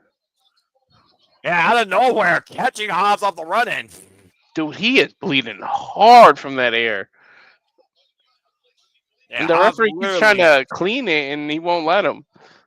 Yeah, he literally took a bite out of John Moxley. Dude, he's supposed to take a bite out of crime, not out of Moxley's ear. Well, maybe he thinks John Moxley's made the biggest crime. He made the World Championship hostage. Again, we have not seen that title see light of day in true form since Wrestle Dream last year in October. And the jury still hasn't even in that briefcase. In one right? Yes, we're going to find out. Yeah, we can take it off Rhea Shafir's wrist, maybe. Oh, it's Rhea. There's Shafir with a cheap shot. It's going to be an ongoing thing, like when people have money in the bank and we have to keep guessing if they're going to cash it in. Yeah, well, we already know that Money in the Bank briefcase does actually have a contract inside. That's been proven. Mm-hmm. And, of course, we saw Tiffany Stratton cashing her successfully. Now the SmackDown Women's Champion will, of course, defend that against Bayley this Friday on SmackDown. It's Tiffy time. Yeah, well, it might be end of time for Hobbs' chance the AEW Championship. Looking for a Death Rider. There is no way he's hoisting up this a paradigm ship. I'm glad you talked. And look at the way Hobbs is literally breaking the grip of Moxley. And, oh, man! Damn, a simple shoulder tackle. Simple but effective. Yeah, I'm about to say, the words out of my mouth and John Moxley up and over. Damn, look at that air, dude. Ugh. I did not expect to see John Moxley in this state tonight out of this championship match. I'm just saying. And Moxley, whoa, man! To be fair, Hobbs is taking it to him, then. He was looking for that King Kong Bundy-esque lariat, literally rebounding out of the corner, and Hobbs beat him quite literally to the lariat. Dude, Moxley has brought something out of Hobbs that we've never seen before. I don't think I've ever seen this side of Hobbs. I don't think I saw this side of Hobbs when he last faced John Moxley last year at Daly's place. Right? And again, looking for a power slam. Moxley able to escape, kick out of the midsection. Once again, looking for the Death Rider. Countered all by Powerhouse Hobbs, hoisting up John Moxley. Fireman's carry position. Oh, man. Oh, world's strongest slam. Planted. Cover. 2. No. Dude, Hobbs can pull this off, man. Shit. Suspension of disbelief. And speaking of pulling things off, we'll see who literally pulls off the survival in Texas Death Match this Saturday on Maximum Carnage Collision, which we're covering here, of course. When Hangman Page goes one over Christopher Daniels, and Kazuchika Okada will defend his AEW Continental Championship against Tamayoshi. What a counter power slam John Moxley immediately for the Juji Katami. That was a beautiful reversal by Moxley. What a counter center of the ring, though. And again, he's got that arm fully extended, though, to the best of his strength and ability. That's the worst part. That is what causes the pain. If Hobbs can reach over and pull his own arm back, he can relieve some of the pain, but his arm is stretched. Yeah, but again, John Moxley also is covered in blood, so how firm is that grip? You see him changing now to try and apply pressure with the forearm, and Hobbs able to reverse. That's what Hobbs needed to do, clamp his hands together. Yeah, again, Paul Turner calling for the break. Now John Moxley using the ropes to his advantage, now hammerlock in that arm. Oof. Yeah, it almost looked like he was going to go for a Kimura, but Hobbs rolled out onto that ramp. Yeah, but remember who's out there? Where are you? Yuta? What the hell? I can't run. That came out of nowhere. Yuta hit him hard. That little shit. That was a speed train, a bullet train. Yeah, again, Wheeler Yuta literally scolded Dog the hit and run when John Moxley did about, wait a minute. Oh, power, the Spine Buster. Yuta, you sneaky son of a bitch. Yeah, I'm sneaking one out there. You know what it means when people wear slings and they come down? Yeah, we might literally be one more spine buster away from a new AEW champion or an Argentine backbreaker, torture rack. I thought it was Perhaps on like the an ankle verge. slam. Rear naked choke, though, applied by John Moxley, the Powerhouse Hobbs. Hobbs, though, throws himself in the ropes, forced to break. Oh! Shafir the briefcase aside again! And a schoolboy by Moxley, and no! Oh, I thought he got him! The strong legs of Powerhouse Hobbs. It's got to be over. Paradigm Shift, cut him! No! Wait, it is called the Paradigm Shift? In AEW, yes. That's why I called it that and thought I was wrong. No, you were right, and now he's got a high angle rear naked bulldog choke, and Powerhouse Hobbs might literally be. That's it. That's it. Hobbs goes out, Choke. incapacitated with the briefcase shot to the head and the implant DDT. Rear naked choke, though. Bulldog choke finally puts Powerhouse Hobbs down and goes to sleep. Let's be fair, though. He didn't tap. Yeah, literally, they had to wear the man down to prevent him from leaving with the AEW Championship. And now look at these jackals. And it wasn't one-on-one at all, Noah. No, it was literally everybody involved here. And look at these guys trying to hoist up this literally incapacitated carcass. For what? Come on, Joe. Come on, Joe. Come back out, Joe. Like, somebody come out here. Come on, Joe. Powerhouse Hobbs, he's still behind back, though. Oh, and a chair right to the knee, inverted chop block of sorts. Again, that right knee, that surgery repaired right knee, and you see Claudio trying to remove that look brace. what Claudio's doing, removing the brace. Oh, man. Again, these Death Riders once again taking control of the ring, and no one's going to come out here and stop these 5 lunatics. These sons of bitches. This is what John Moxley AEW looks like. Ah! He's trying to literally make sure Powerhouse Hobbs is no longer a threat. Dude, he's trying to end his career, Noah. Look, we already know the knee issues he's had. And Claudio with the stop!